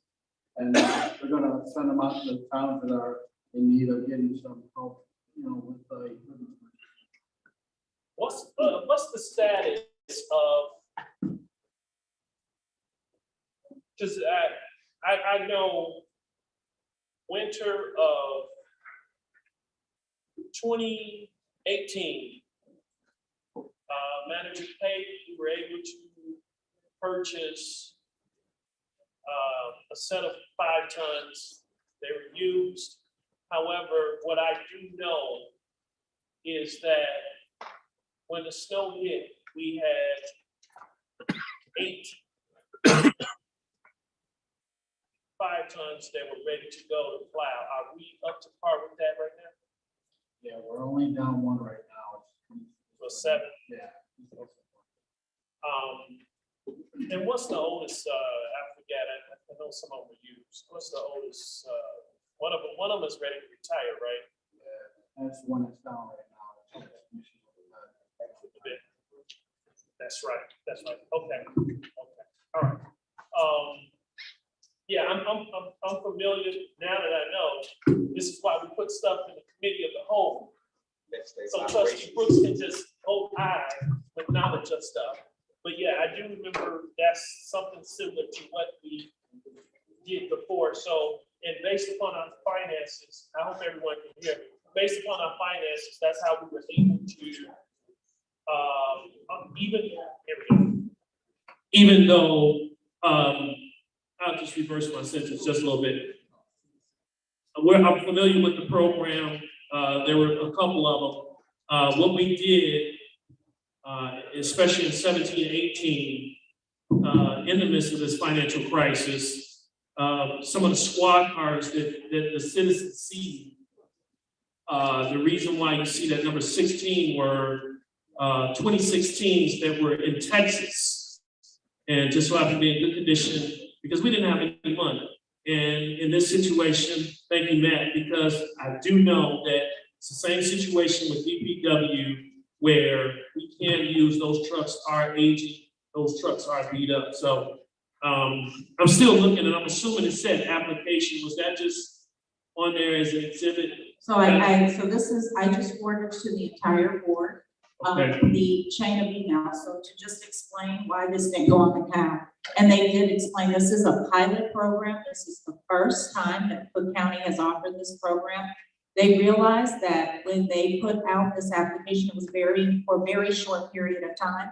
And I sent the chain. The young lady explained that she was getting a lot of feedback from municipalities saying, hey, we have to run this through our CAL and our board meeting, and we won't have the resolution in time. One of the requirements for us to apply and to send in a packet, because there were other requirements as it relates to, we had to send in some financials. We also had to, I had to write small, just summary of why we were requesting the funding and things of that nature. She said that she was going to extend the time for us to be able to turn in that resolution. I see. And so I noticed normally we'll go to the CAL, my apologies, but the reason why it did not is because we were not going to be able to get it. She provided an extension because this resolution, they only had this program out for, I think it was a little less than a month, 3 weeks to a month. And I wrote to her, asking her, telling her that we were gonna miss out on this and we really needed this. And she said that she was extending it to the municipalities for a couple weeks so that they could turn in their resolutions. Okay, and yes, I see you have it till tomorrow morning. So I yield my time, so I won't hold this resolution up. Any other questions? Roll call, Madam Clerk. Trustee Franklin. Both sides. Trustee Bowles. Trustee McFadden. Both sides. Trustee Jenkins. Both sides. Trustee Brooks. Both sides. Mayor Rivera. Both sides. Item F2I, a resolution endorsing the Metropolitan Mayor's Office Greenwich Region Compact. Is there a motion? Yeah. Is that another trip? Well, yeah, you motion first. Yeah. No one made a, no one made. Is it a resolution endorsing the Metropolitan Mayor's Office Greenwich Region Compact? Is there a motion? So what is it? Moved by trustee Franklin, second by trustee Bolden. Question. Village manager, would you please explain this to the residents of what it is? Yes, ma'am. So this is a program that the Metropolitan Mayor's Caucus offered. The mayor forwarded me this email because I wasn't on the email list for this community for that. But basically, this resolution needs to be passed in order for us to be able to qualify for this EV readiness program. This is another situation, and I'll forward the email to the board where they extended for us to allow us to pass this. But I need to announce that we did receive the award. The deadline was November 16th, and literally we found out that we were awarded this past week. I think it's in the packet, and this is really significant because this enables us, and I'll send the link for the entire program because there's a lot of information there. But basically, let me just read, I want to read this directly. So funding for EVs and EV charging station infrastructure, and to put municipalities ahead of the game, and to provide us with free funding through the government in order to facilitate that. It's roughly 13.3 million that's been allocated through this program. ComEd is one of the big sponsors of this program. Some of the grants that we will be able to apply for and they will assist us with is the Infrastructure Investment and Jobs Act, also the Climate and Equitable Jobs Act. They're also working with the local IBEW, which is right in our backyard, and Governor State University, and also the Southland Economic Development Corporation. I also want to say that they're doing a press release tomorrow for this in the city of Chicago. We are one of only 16 municipalities in the entire state of Illinois that qualified for the first cohort. We are one of only 2 municipalities in the entire South Suburb. This is a big deal for us because this will put us ahead of the game. I wanted to read some of the other municipalities. Aurora, Carroll Stream, the city of Chicago, Darien, Deer Park, Geneva, Glencoe, Hampshire, Hanover Park, Payne County, Maywood, Oak Park, Polo, Skokie, and the only other municipality in the south suburbs is Richmond Park. So we were awarded that. I got the award. I award that to you, and it will start on Monday. I'm designated as a person who's going to be the lead charge on the program. I'm probably going to have to enlist Matthew Stacy. They said it will most likely involve someone from Public Works that deals with the infrastructure in the community and the mayor. So this is a big deal. I look forward to bringing a lot of funding to the community and funding that we otherwise would have to come up with on our own. So how does it benefit? What was the qualifications? We had to apply. I had to, I have a copy and I can send this to you. I created this letter and I had to send it. I could read it to you, some of it, but it is in the packet. Yes, it's in the packet, but I did have to create and submit this letter. So this is a great thing, I think, for the community to bring us ahead of the game. This is coming. EV stations, installation, renewable energy, it's here. And we have to be on board. So this is great. I don't mind providing a report from that cohort, but it will begin on Monday, and it's going to be from 12 p.m. to 3 p.m. Right, is it because we're like a transportation hub? Is that why we like to have a metro station? I guess that's my question. I see the letter. So it was who applied, whoever I guess qualified. There were a lot of measures they took into place. I wrote my letter explaining why I felt that we should be invited to participate, and we were selected. We were selected. Okay, yes. because when you said qualified, I was like, Well, this is one of the qualifications. If we do not sign this resolution or agree to it, we will not be allowed to be in the program. Okay. Yeah, that's. All right. I still like to know. Oh, okay. I see what you said. Scott, I said, I'm sorry. How does it? Roll call, Madam Clerk.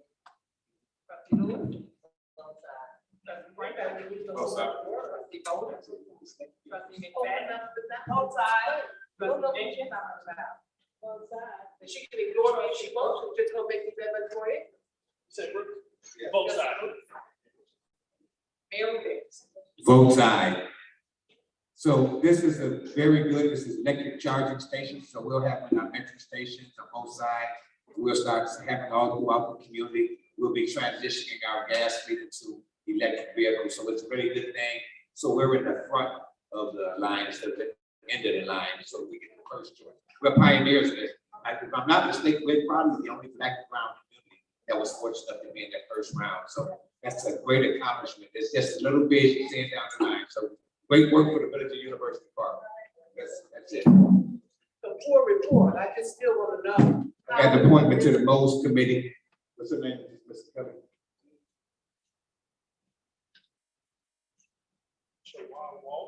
It's Walter, yes. Yes. So moved. Move was Brooks. Second by McFadden Lewis. Roll call, Madam Clerk.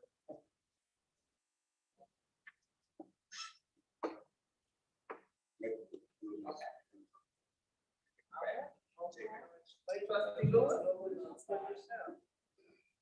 Trustee Franklin. Both sides. Trustee Bowles. Trustee McFadden. Both sides. Trustee Jenkins. Trustee Brooks. Turn.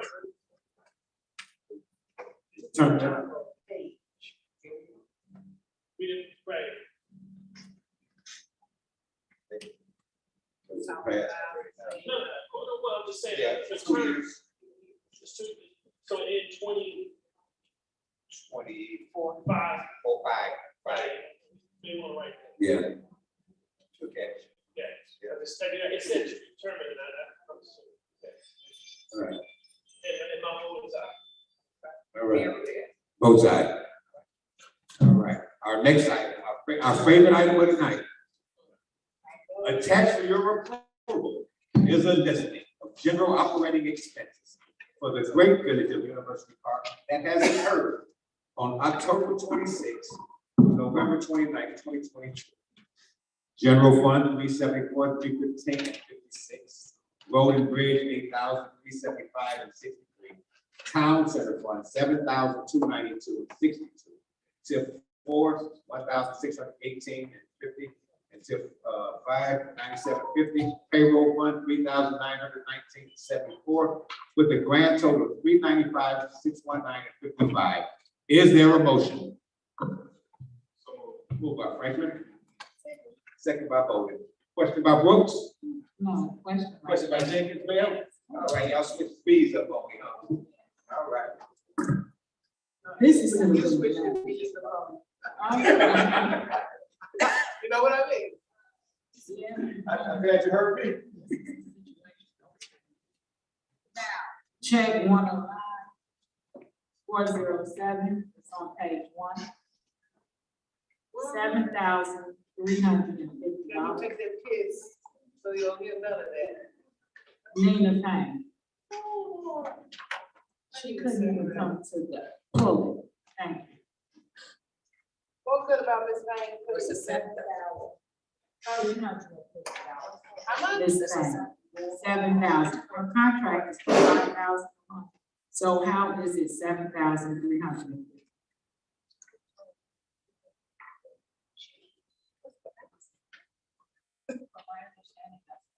More than 1 month. It's for more than 1 month. Also, you have this gala coming up, gala. It's $8,748. Explain, please. The residents, the taxpayers need to know what the gala is, what it's for, and why are we doing it. It's page 1.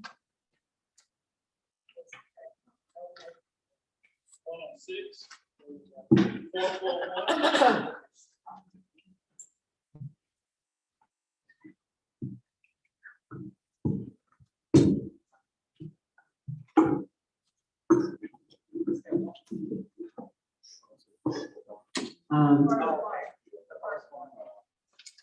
You'll have in your possession a letter of invitation.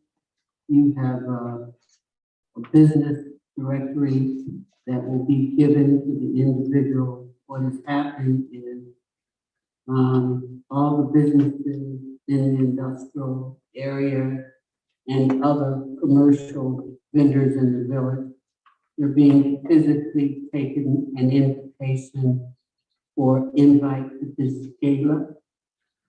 They have been complaining that the village does not have any contact with them. And we continue, as a result, between the media, receive active discussion. They don't know what's going into the village.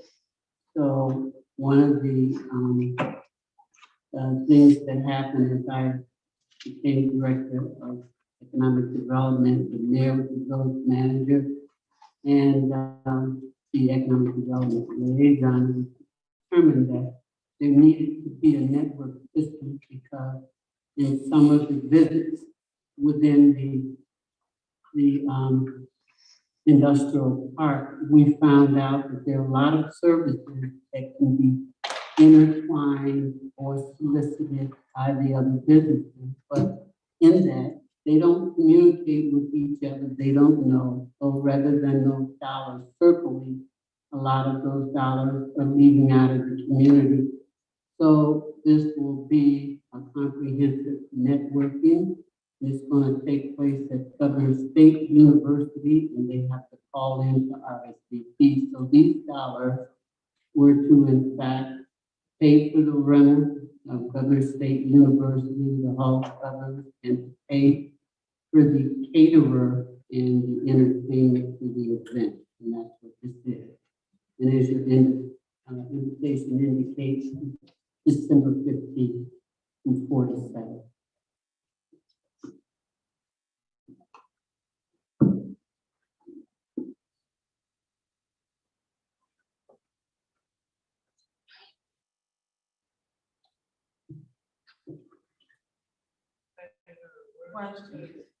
We have one bills payable 109-472. It's one bills payable twice. Why are we paying them twice? Is that a typo? We need to know. And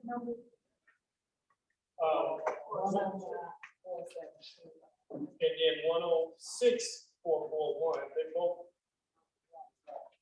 they're both the same, and we're seeing it twice. So What is the amount? both checks is for $3,119.30 to rent the space, $655. It's twice on it. Right. Same thing. May I respond to that? What it is, you have to pay 50% upfront, and you pay the balance at the time the event takes place. So it appears twice. You pay 50% with the contract signing and go, and then you pay the balance of the 50%, not at the 90%. Also, we have check 109495 for $4,807. It's, Mr. Casper, we need to know, village manager Scott, what is he actually doing for this $40,000 a month? So it's not $4,000 a month, it's, so when invoices come in, sometimes they're not paid on the exact month that we receive them, such as, Nina Fain, so we may pay 2 months, or so many invoices, and it's billed by billable hours. So this is for auditing, things of that nature, reconciling some of the books, and they're assisting to do some of the accounting reconciliations and such. I have another question. So they are not doing our audits, are they? Are they doing our audits? No, they're assisting with gathering certain information. They don't do our audits specifically, but just gathering information that we need to pull in order to facilitate that. Okay. And they're doing reconciliation as well? On just various things, yes. We are short-staffed, And so how much are they billing the village per hour? it varies. It depends on who is working on it. I can get you that information. I don't have the exact number off the top of my head.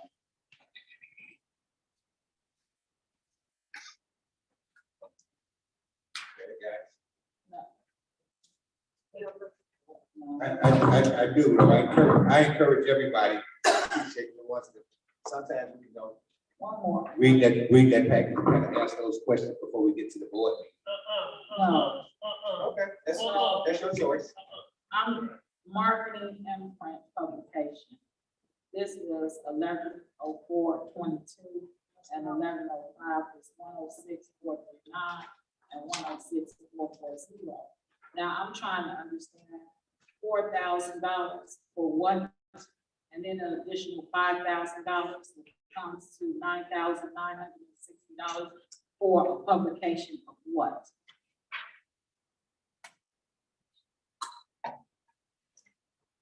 What number is that? It's 106/439 and 106/440. What is that? Page 1 on back register.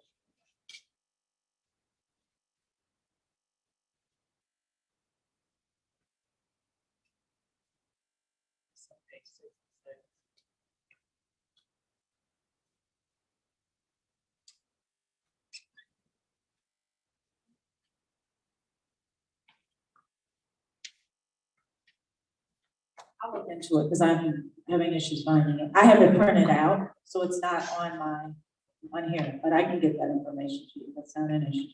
No, we need to know what, right. My question is do you review bills payable prior to putting it on the agenda? I do, Do you Marlene, cross-reference so every invoice? I don't do, every job in the village. It is dependent on personnel that assist me to do in order to facilitate the day-to-day operations of the village. I will look into that and see. I believe it's printing, but I don't know for sure. I know that we do have different vendors. There's literally hundreds of check numbers on here, so I can't get you that information. Now, Some of them I know off the top of my, some of them I know off the top of my head, and some of them I don't, but I can get you that. Now, the reason why I'm asking this is I'm looking at the dates is 11/04 and 11/05, and the election was 11/8. We need to see the invoices, what it was that they printed, because I do have a copy of what they printed. And I don't think that the taxpayers would appreciate paying for any form of election here, not at all. So I would appreciate it if you would look for it and get back to me by tomorrow, because I need to know. That's a total of And so I'm going to pull it. That's a total of No problem, $9,000 trustee. at the beginning of November towards printing.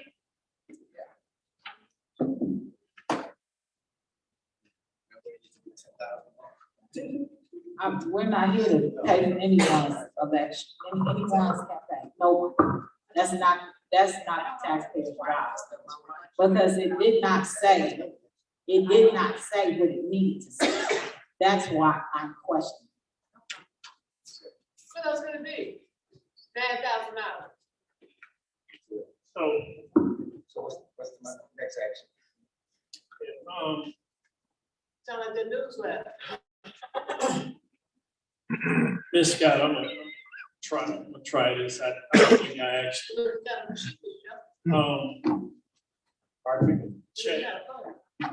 check 109477 for CHW. I'll tell you. Are we gonna keep paying them through the winter?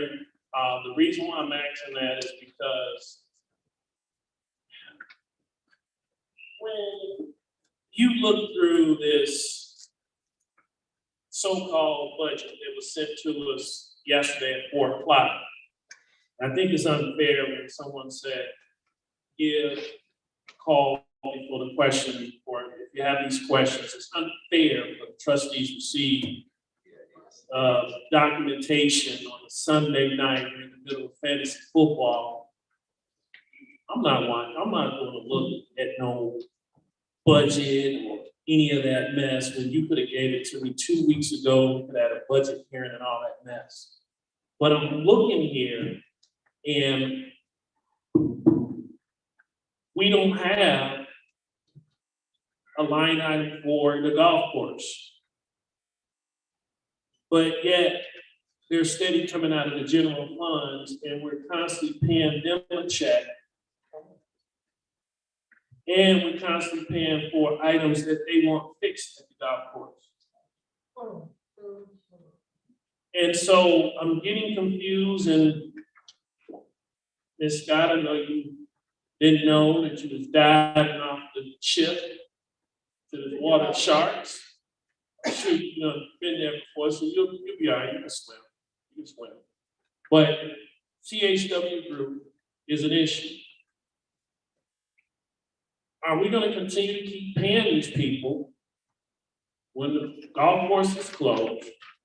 And I'm looking at 3 items on here. I'm not going to vote. I'm going to vote no. I'm not even going to waste the time. But I'm just going to ask the manager because they had a season-ending party, and today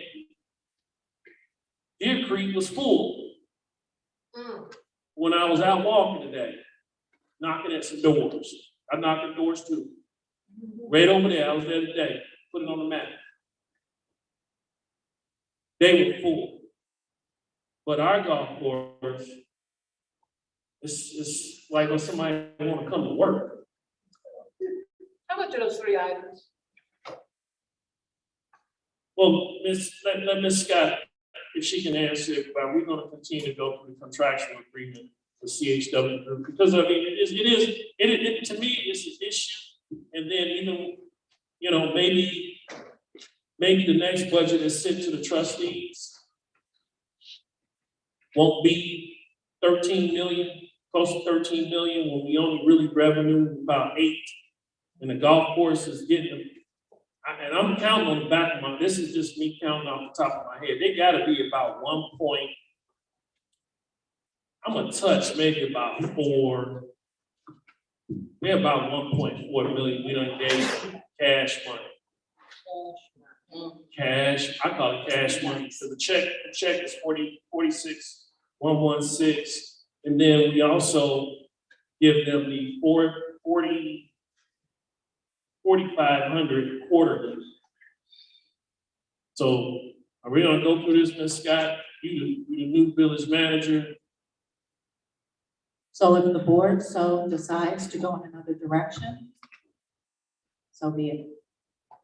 I have no ties to these people, so however the board would like to move, if there's something you're unhappy with, you can bring it forth, ideas, however you would like to move, advice and consent of the board. That's the most refreshing thing I done heard.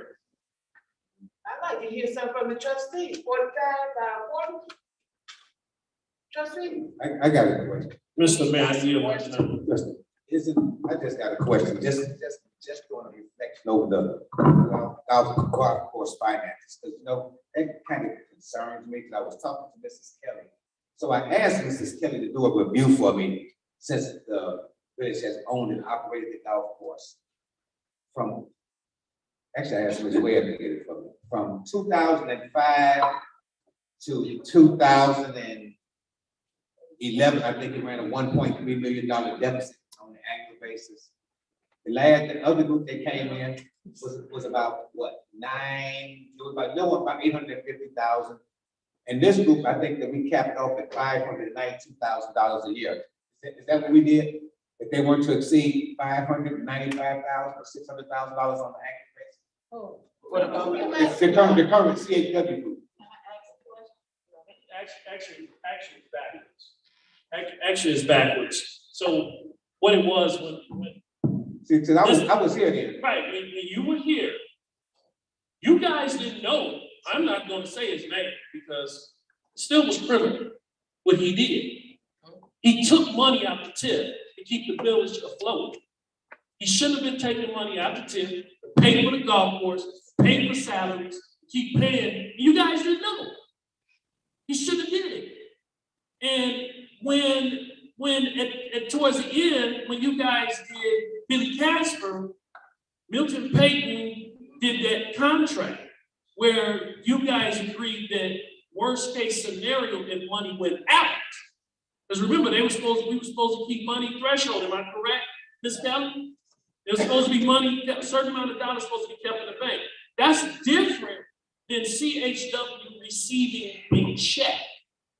That's where my disagreement comes with CHW. If CHW Group had the same contract Billy Casper Group had, it wouldn't be a problem because you had to stay open. They had to make the revenue. They had to keep a certain amount of money. If you want to understand, if they're supposed to keep like 10, 50,000 in the bank, and if it became less, say like that month they lost 10,000, the village is only coming out $10,000. But every single month we're pumping out $48 million. Check that, $48,000. So that's my disagreement because we haven't budgeted for that. Plus expenses, correct. So that's the difference that happened. The person back where the mayor's speaking about the money, they were taking money out of the TIF and not putting it back. That's where the village, the debt started coming in. And really, to be honest, when you don't put it back, TIF law is very thin and it's criminal. TIF law is federal. That's what we call it. Right. It's federal. Right. So that's the difference. So I mean, jail time, exactly. Yeah. So right. So $38 million transfer, wire transfer from the TIF to the general fund. And they did not put it back. And so that's the point of the difference between when we agreed with Billy Casper being in, and in fact, Billy Casper lowered when Adam Shorter, we had a restaurant and we had the golf side. We tried to make it work, but they both still had the same deal. CHW Group, on the other hand, in which I blame myself for this, because every time I say a magic number, it seemed like it just magically appeared and we spend that money. I said, worst case scenario, University Park is budgeted for $600,000. I didn't say we had $600,000. I said we were budgeted for $600,000. Somehow we end up giving $600,000. So if CHW Group come with agree to a contract like that, but it was refreshing to hear what the manager said. You know, if the board wishes to deal with it, because I'm gonna be honest, I have a problem knowing, once again, we're in that thin time, still waiting to find out where's all my emails of the 3.5 that the trustees, it was trustee Franklin, Bolden, myself, we all agreed to the 3.5 that we wanted to know when we did the tar loan, where all that money went. So let me just. We didn't get that money. We didn't get any updates. Just for the record, because I know that when I first came in, that it was up to $3.3 million, up to, but we only exceeded $1.9 million. Ain't nobody showed me that. We never, right? Right. Well, where's it at? Right. And Did you see how much was spent and give? Because I know one point I made, I was sitting in the same chair when I wasn't on punishment. I was sitting in the same chair that Cecilia was sitting in. When I was right, we excommunicated. I was sitting right there when I said, please give an email of what's going in and out, because I was worried about that. Because I'm gonna tell you the truth. It don't look cool when somebody with blue eyes look straight you in your face and tell you, you know y'all not supposed to do that. As long as it ain't You Jesus. know what I'm talking about? You know what I'm talking about? Remember that statement, Miss Millie? You know you ain't supposed to do that. And with that, I yield my time, because on that. You know what I'm talking about? Yeah, because I remember that, because we haven't been back in the tip to borrow any money. And one of the challenges that the school district was saying the same thing, because they didn't actually, it said up to $3 million. To my record, the finance department tells me that we only used $1.9 million and never even went over that. But to your point, you've never seen it in black and white, so I got you. They would at least email us and say, I took $600,000, we paid hypothetically one of the companies over there, or we have to go to payroll. Yeah, I think we did, yeah. I understand. Yeah, I think we've done extremely well, but not have to go back and continue to borrow over and over again. Books are pretty good. I got a question. Yes, sir. $3 million. So I'm hearing, I want to make sure I'm hearing this clear. So to everybody's knowledge up here, the golf course has never been profitable to the village. That's correct, right? There's always been a deficit. So I'm trying to wrap my mind around why we're not having a conversation selling the golf course. And you say no, but if it continues to be a deficit and a burden, then obviously it's not benefiting our residents to the tune of millions of dollar deficit. There's a much better way that we could be spending $45,000 a month, for sure. And then even when we got into this contract, I was proposing that we would rent out the portion of the kitchen instead of paying somebody to manage it. Like, in my mind, it's a much better way that we can go about this golf course situation.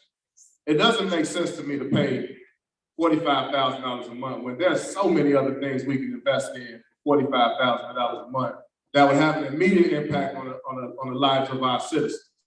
So if it has never been a situation where it's been profitable, is it really worth us to continue to invest in? What if we sell it, it's still an amenity for the residents of University Park, they can still use it. So what are we actually losing? It's still gonna be here. So I don't understand why we're not having a conversation about selling it. It is a cash cow for people. It does not benefit us. It always you. So Trustee Franklin, you know what? That's a businessman's perspective and a way of looking at things, because let's talk about it in reality. In local government, the government has no business running golf courses. That's not a function of government. And we have no business buying and owning and operating towns. Those are not functions of any form of government. To have these amenities in our community is a phenomenal thing. For instance, in Matchison sold that mall up there with Pete is to Pete. To alleviate that up there, but now Pete owns that whole doggone mall up there. You know, but so there's some different things about that. We have to make that decision. Are we going to be performers and acts of government that provide service for the residents? Or do we want to? I understand the concept when Al thought about getting the golf course, it was to protect our borders to ensure that no one else would annex in and that would still be University Park. But now we've already exceeded that now. It's in University Park. It has been, it's a $500,000 bond payment annually, every single year. There seems to be, no matter who operates it, there's always unneeded controversy. But one of the benefits of it, that if it does go on the market, that it's maintained in the village of University Park. It's a great amenity. It continues to give us great EAV, equalized assessed value on the surrounding things. Then we can advertise. We have 2 golf courses, public golf courses. Government don't run golf courses. And I'm sorry, we made a mistake in doing that. But you keep paying big bucks. Mrs. Morgan, $169,000. so just to go back and kick back on what you're saying. That's what you pay. And it's never open. It's never open. Yeah. I don't understand. I just have one question. That's what you pay. It's concerning the golf course. Okay, the golf course is no help to us in the village, because every time you call them, no one's there. Every time you try to rent the place out to have some, they want $3,000, $4,000, $5,000 just rent to have something with no food. They have no food, nothing ran. So the village is no good to us because it's ran by friends. So on whatever they doing every year. And they not. And They have a damn good time. I'll never see nothing going on there because evidently from what I'm hearing, So- it's coming out of state. So actually, when the golf course was created, I came on the city council, the board in 2005. They made a resolution to develop the golf course, I think, in late 2003, 2004, as a great amenity. The intended purpose was well, but as a function of government, it does not fit it does not fit in, just being honest with you. And I'm so glad that he was speaking from a business perspective. But no business. No, I mean, his mindset. Yeah, because we have to put these things out on the table and have these real conversations. Our taxes going up. Yeah, My because taxes there's a went up $500 billion, to we all agree. And we still don't have grocery store. It looks nice, it's a great thing to have inside our community, but for us to constantly have the liability, the responsibility, and all the other extras that go along with it. From day one, when we owned it, we had a shelf at $100,000. We had a general manager at another $100,000. And we was top heavy there. It just has not fit. Great concept. We tried to take notes from Glenwood and Glenwood. They have a different kind of methodology on doing things, but just think about it. It's food for thought. It's food for thought. It's a conversation worth having. It's a conversation worth having. And no matter who's operating, when the village was operating, there was a disgruntled group there that said that there was somebody else's plate paying the cash cow. When the next group came in, it was the same state, it was somebody else. This one is the same thing. It is so darn hard to please everybody all the time, but we have to make business decisions, and not personal. And I'm agreeing with you, Frank. I agree 100%. Had a conversation.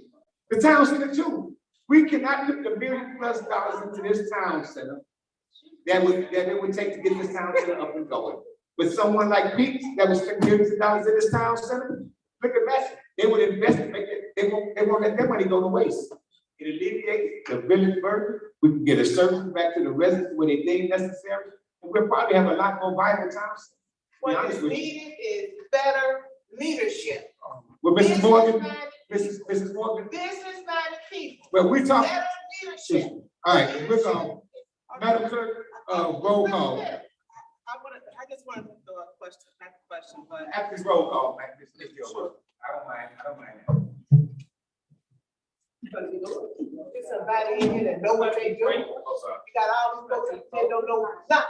Both sides. Trustee Jenkins. Trustee Brooks. Vote no. Mayor Rivera. Both sides pay the bills. I bet you do want to. Yes. Trustee comments. Yes, I'm sorry. Charge to the head, I just started my president, so I'm trying to get it together. Go ahead, Mr. Gilmore.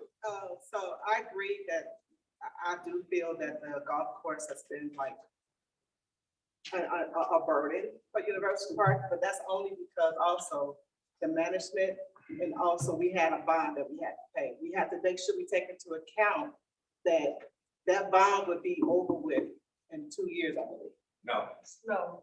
How many years? No. 25? 2023. Next year. What year is the city? I can tell you. I'm sorry. What year? What year? In 2 years. 2023. So you said in 2 years, but we paid into the golf course for how long the bond was? Not yet. Hold on, wait a minute. No, I'm just saying, in general, we have to also take into account that we've been paying this bond for 10, 15 years, 10 or 15 years, right? So we've been paying it for 10 or 15 years. That's why we have not been able to make a profit. But if we're gonna pay it off in 2 years, then we might have an opportunity to see what we're able to do to make a profit. So that'll be the first time we'll be able to make a profit once we pay the bond off. So we all have to take that into account. I do feel that the village is not, should be managing the golf course. I agree. I think the management needs to be better, but we also need to make sure that we've been paying into this bond for 15 years, taking a loss every year. We'll be done in 2 years.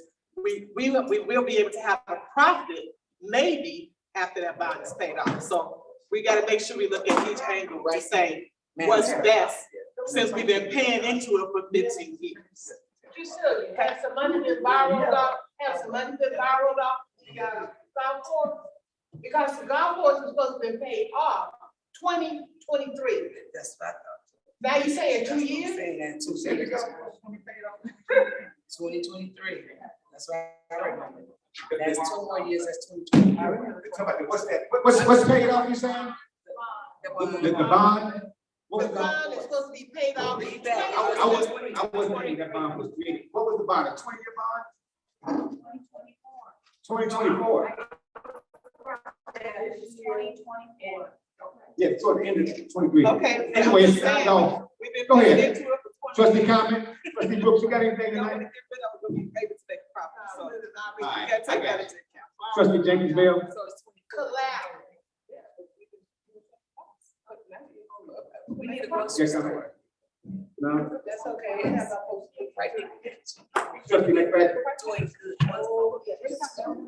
Any comment? Yes, I would like to invite everyone to my church, Faith Movers. We are having a revival on Friday, December 2nd at 12 a.m. Come out and be blessed.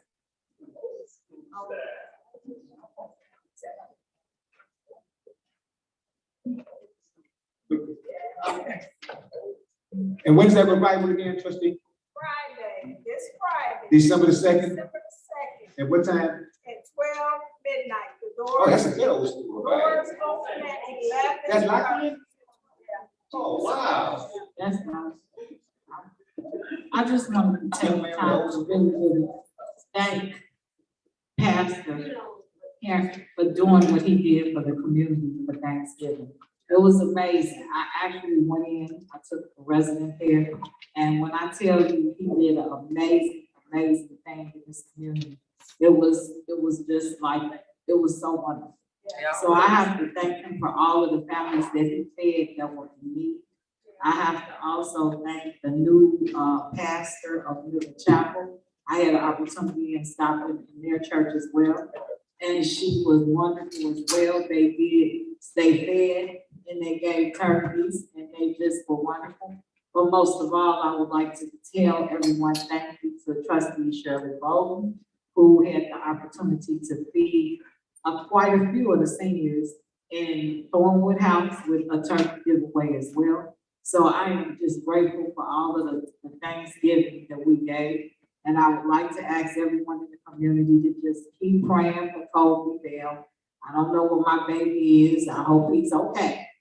But keep praying for him. So, you know, and this Thanksgiving was hard. I hear from Christmas, I hear from Trustee Bo, no, I crown her shoulder quite often. So just keep us in prayer.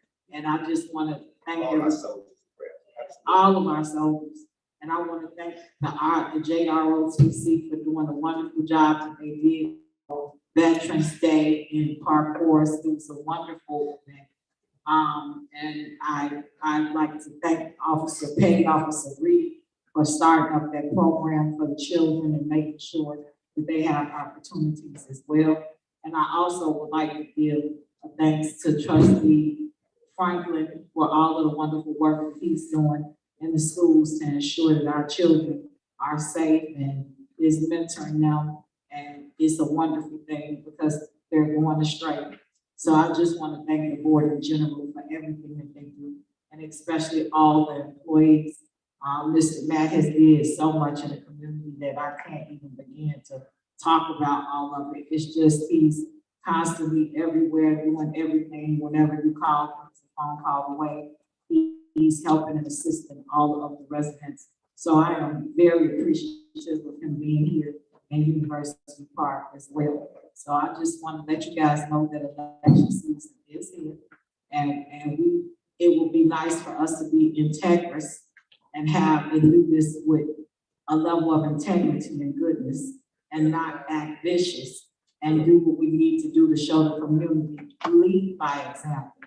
So I would like to say good night, it's late. And All right, trustee. Trustee Shirley, got anything tonight?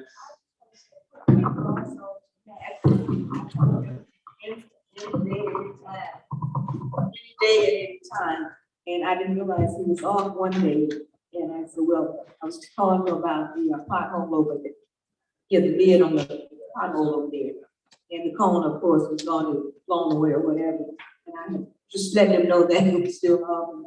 And I said, I don't know if you're on today. He said, I'm out, but I'll come out. I said, you will not come out. You're off, so it's been like that for 2 weeks, so it won't hurt to stay until Monday. So I appreciate you willing to come from your home to fix that. So he is available to us when we call him. Thank you so much. Thank you so much, Trustee Shirley. In the spirit of Thanksgiving, I would like to also just say a special thanks to all of my colleagues that sit up here on the board. Extremely thankful that everyone is willing to do what you do and continue to fight for our community. I envision a day where the division that continues to plague our community will vanish. I'm really thankful for the members that come to the public that comes to the meeting, and they fight for what they believe in, and I respect that. And I envision a day where all the power that we have in this community will come together to really invest in our community. And when that happens, the sky's the limit to what we really can do. So, I think about that often. It's so much division, but it's so many people that are really they really believe in what they believe in and they fight for it. And I envision the day that we all fight for the same cause, and that would really make our village so much better.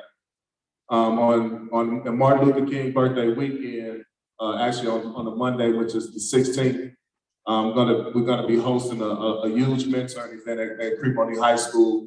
If you have, the first one's gonna be for males. So if you have males in the community, age 8th grade to 12th grade, where we've been planning for a couple of months now, this huge event.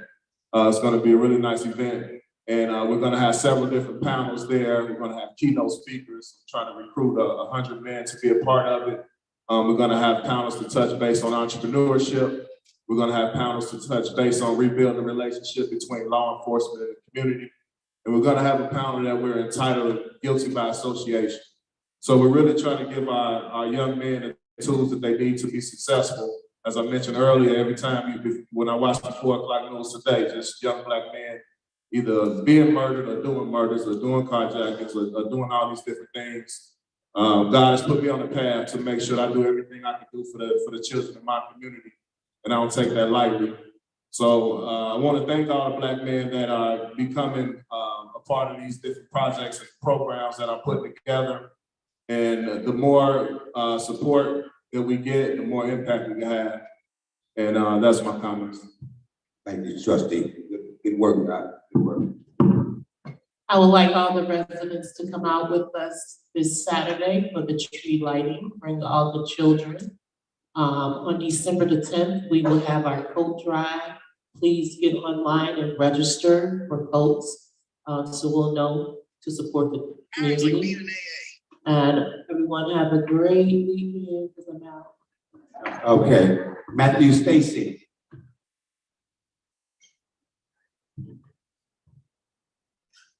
Yes, thank you, Mayor from the Public Works Department. We're keeping the Metro Lock clean, cleaning the village parkways. We've also been cleaning around the town center here, getting everything decorated for the weekend with the tree lighting. Public Works has replaced 7 light fixtures. We repaired 3 underground faults, and we also replaced 5 poles, 5 bad fixtures. We've been out throughout the town filling potholes, as I can get the guys out doing that. Also, we posted the no parking signs out on Hamilton, spoke with the police chief. Vines are up there, You everything. getting some dollars already, huh? Yeah, I drove out there this morning, there was a semi park there with a ticket on the window, when he opened up his curtain, there's a surprise hanging there. Yeah, absolutely. Again, we did the application for the Cook County trucks and all that. We did maintenance to 7 police vehicles, doing oil changes, brakes, a little front end work, and we also finished up the plow trucks for public works. And the guys came out that Tuesday morning, before we got that little bit of snow and ice. They were out right away out the garage, salting the streets, making sure the roads were good for residents to travel through. So that's about it. One thing, so the trees, I know we got part 2 to finish up before it gets cold. Are they coming this Friday or sometime? I left her a message today, I'll call her again tomorrow. She's open by this Friday or Wednesday. All right, that'd And be I will awesome. follow up and let you know tomorrow. That'd be awesome. Get the dead trees down. It's been a long time coming. Thank you so much. Manager Scott. I did send an email to all of the people who are on that I'm aware of, that sit on the finance committee. So I did send an email to all of those individuals. I am planning on putting together a finance committee meeting on Monday. It's at 6:30 p.m. So if anyone who sits on the finance committee as an alternate or whatever, if you could just please respond to the email that I sent out. Thank you. All right, that's it. All right, as we close out, I just want to make a couple of comments regarding this water forum that we had at first. Ms. E, I'm so sorry, Ms. E. Go right ahead. You just sunk down in the sink. Go ahead, Ms. E. I'm sorry.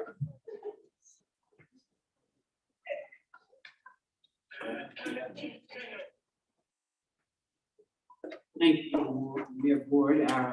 Since we keep this very brief, let me just say that I'm working with 5 businesses currently, soliciting, bringing town. Can you guys hear her? Can you hear me? Okay, I'm soliciting, there are 2 that are currently in town, and I'm working through the logistics with them to complete so they can physically start the construction in 2023. There are 3 others that I've been meeting with, and we'll get to the point of specifics with signing various kinds of agreements.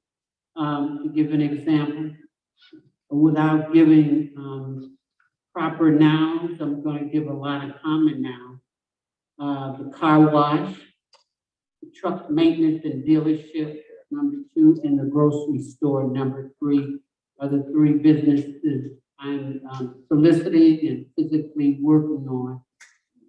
Quite a bit trying to get it to the head, and here again, I'd like to thank Trustee McFadden for the initial info when I would suggest that if Ms. any. E, not to interrupt you. When did Ms. McFadden make contact with those people at? Well, I'll let her tell that. We were at a conference in Washington, D.C. A conference in Maine. Everybody knows how I love to take pictures. So the owner of Buddy Bear, he came over and was talking, and I took a picture of him. And when I got home, I said, I'm gonna send this picture to him. So I wasn't friends with him on Facebook or anything, but I messaged him the picture of him and his business partner. And he said, oh, thank you so much. He said, he asked me a question. I said, well, you know what? I live in University Park, and we have a car wash that has not been in business I've been here 22 years. And that car wash, I don't ever remember it being open since I've been here. So he said, well, I'm gonna come out to your town and check out the car wash.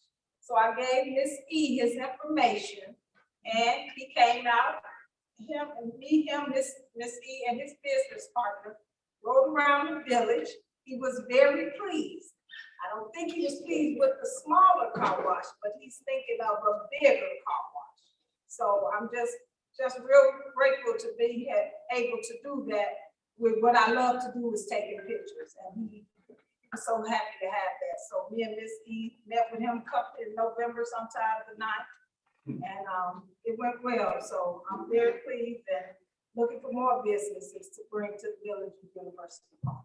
Go ahead, Missy. I just want to take that point. The other is, as I said, those main three businesses, car wash, truck maintenance, dealership, and the grocery store are three outstanding at some point come to fruition. In fact, we're having the cumulative meeting tomorrow on the maintenance, the truck maintenance and the dealership. And so to move forward, in fact, they've in the process of completing the purchase of the land and bringing it to the village. And we'll explain to them that this is considered commercial, so they're gonna have to go through the variance and all of that, through the planning and zoning, but those kinds of things will be dealt with at the meeting tomorrow.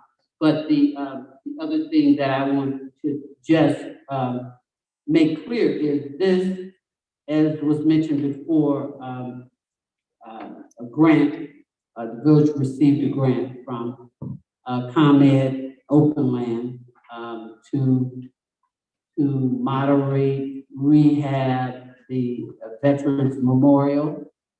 And everything was confirmed, got the confirmation of the dollars as such, and due to the weather and the planning, they've agreed to allow us to actually start the construction of it at the start of the construction season, March, April 2023. So we will be actually redoing the Veterans Memorial that's since out there. And we're one of, I forget how many, it's approximately 16 throughout ComEd and the open land, state open lands area that received an award, a unique award. There were over 3,000 applicants, and I think 16 or so was approved, and we have to attend the ceremony Wednesday. The mayor and I will be Thursday. The mayor and I will be attending this, and we will be getting recognized University Park Mayor Board. That is our All right, thank you. And thank you so much. I know everyone's ready to go, so let me make mine very brief. I just want to go back and recap something about this Waters Town Hall meeting we had at First Baptist Church. There were several comments made that were false and misleading, and we just want to make sure that the residents get the right information. It was stated by a person there that they said that a lady in Maple Leaf that was operating a daycare, her water was shut off by Aqua Water. That's not true. There's no daycare license in the village in Maple Leaf, and Maple Leaf does not allow child care facilities in their property. So that was misleading. And there's no shut off in Maple Leaf unless the whole complex gets shut off. That's a huge apartment complex right across the street. That was very misleading. I just want to clear that up. The second thing is that another person, our old person that used to work here, stated that we could get all of our pipes replaced that are on a water list for $1.5 million if we fund the money, and Aqua would pay us back. So that's something that didn't play well, and I didn't think that was agreeable, but that was what was put out there. I don't trust them past I don't think any of us do. So that's just some other information that was put out there. So to close out on a good note that I want to think about, I don't know how many of you guys can go see Wakanda. I saw the first one. I saw the second one. A little bit different from me, but after sitting back watching the first one and analyzing what the second one was about, it was a lot different to me. Kind of didn't sit well, but I thought about the real thing about what Wakanda was really all about. And Trustee Franklin, you alluded to it just a few minutes ago. It was Black and brown people living in their community in harmony, working together, doing things together. And I envisioned that at University Park. That's what I learned from this last Wakanda. And the first Wakanda, it showed us in a positive manner, working with each other for positive goals, taking each other, honoring out their differences, and working as a team. And that's what it's all about. And those are my comments for tonight. And everybody says that there's an election coming up. Yes, it is an election coming up, and my seat is up as well. And at the end of the day, what you're gonna get from me. Only thing I want to be judged on, let the work I've done speak for me. You guys, can I have a motion for adjournment? Move, second, all in favor? Thank you, good night.